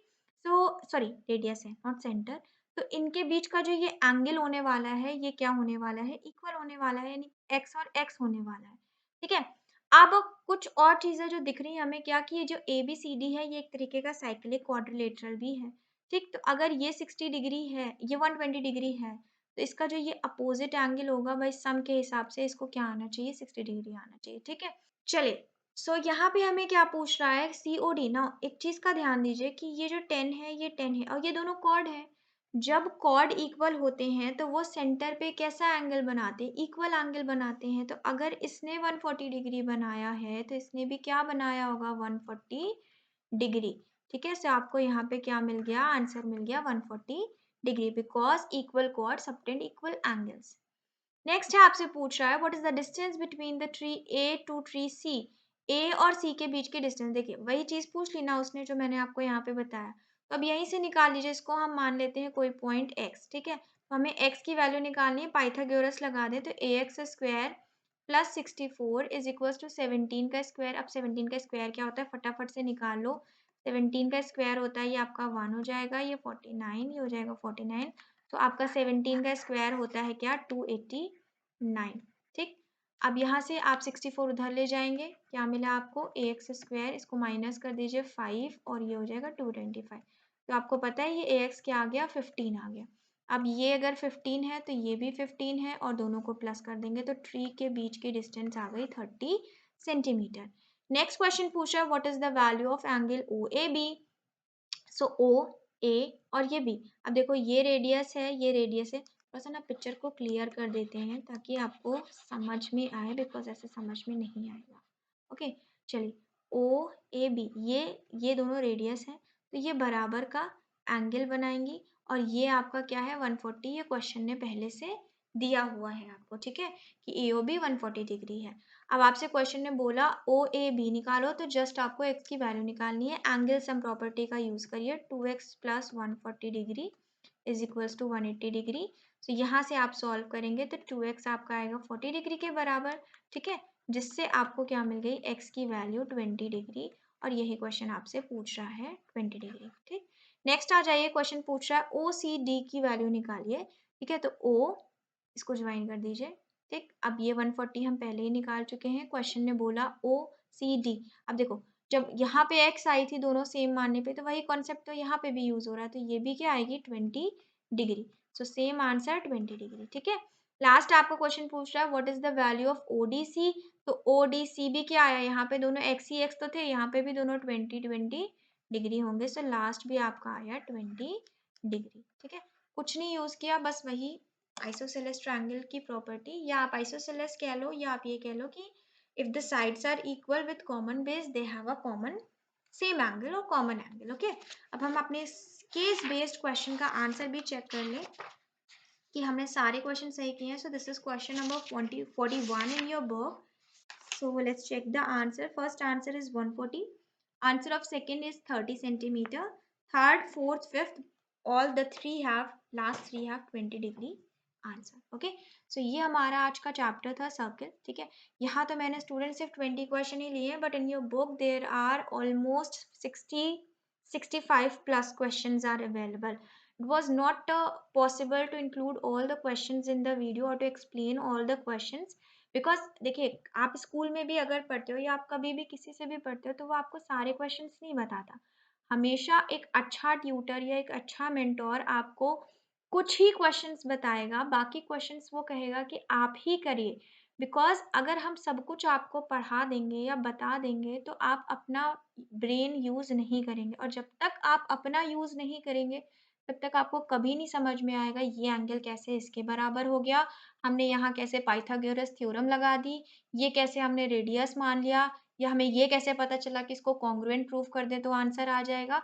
सो ये सब चीज़ें कब आती हैं, ये सब चीज़ें आपके दिमाग में तब आती हैं जब आपने उस क्वेश्चन को खुद लगाया होगा। ठीक है, या आपने उस तरीके के क्वेश्चंस 50-40 क्वेश्चंस खुद से सॉल्व किए होंगे। सो आपको बुक सजेस्ट सिर्फ इसीलिए की जा रही है कि कुछ क्वेश्चंस तो जो डिफिकल्ट थे वो हमने आपको पढ़ा दिए, बाकी क्वेश्चंस आप अपनी बुक से खुद लगाइए, खुद प्रैक्टिस करिए, और अगर बाय चांस आप कहीं फंसते हैं तो आपको पूरा सोल्यूशन प्रॉपर अवेलेबल है। ठीक है, जिससे आपको हेल्प मिलेगी और आपकी प्रैक्टिस में हेल्प मिलेगी, और जितना ज़्यादा आप प्रैक्टिस करेंगे आपकी मैथ्स उतनी ही परफेक्ट होनी है। ठीक है, और ये बेस है आपका जो 6th 7th 8th 9th ये सब जो क्लासेस होते हैं ये आपके मैथमेटिक्स का बेस बना रहे हैं। 11th 12th में आपको और भी अच्छा और आपकी हाई लेवल मैथमेटिक्स आपको पढ़नी है, तो उसके लिए आपकी बेसिक्स पहले से मजबूत होनी चाहिए। अगर अभी आपने बेसिक्स को अपनी स्ट्रॉन्ग नहीं किया तो आगे आपका जो 10th स्टैंडर्ड है उसमें आप इससे हाई लेवल क्वेश्चंस पढ़ोगे, आपको उसमें दिक्कत होगी। तो इट्स बेटर, राइट टाइम क्या है, राइट टाइम सिर्फ अभी ही है, अभी अपने आप को इम्प्रूव करिए, और आपके पास बहुत सारा टाइम है अपने आप को इम्प्रूव करने के लिए। ओके, चलिए नेक्स्ट सेशन में हम मिलेंगे आपके नेक्स्ट चैप्टर के साथ। तब तक आप इस वीडियो को जो क्वेश्चन नहीं समझ में आया उसे दोबारा देखिए, थर्ड टाइम देखिए, फोर्थ टाइम देखिए, जब तक आपको क्लियर नहीं हो जाता, आपके कॉन्सेप्ट क्लियर नहीं हो जाते हैं। और अगर आपको कोई प्रॉब्लम है या कोई सोल्यूशन में कुछ दिक्कत है, कोई डाउट है, तो आप कमेंट बॉक्स में बताएं। ठीक है, thank you and have a nice day.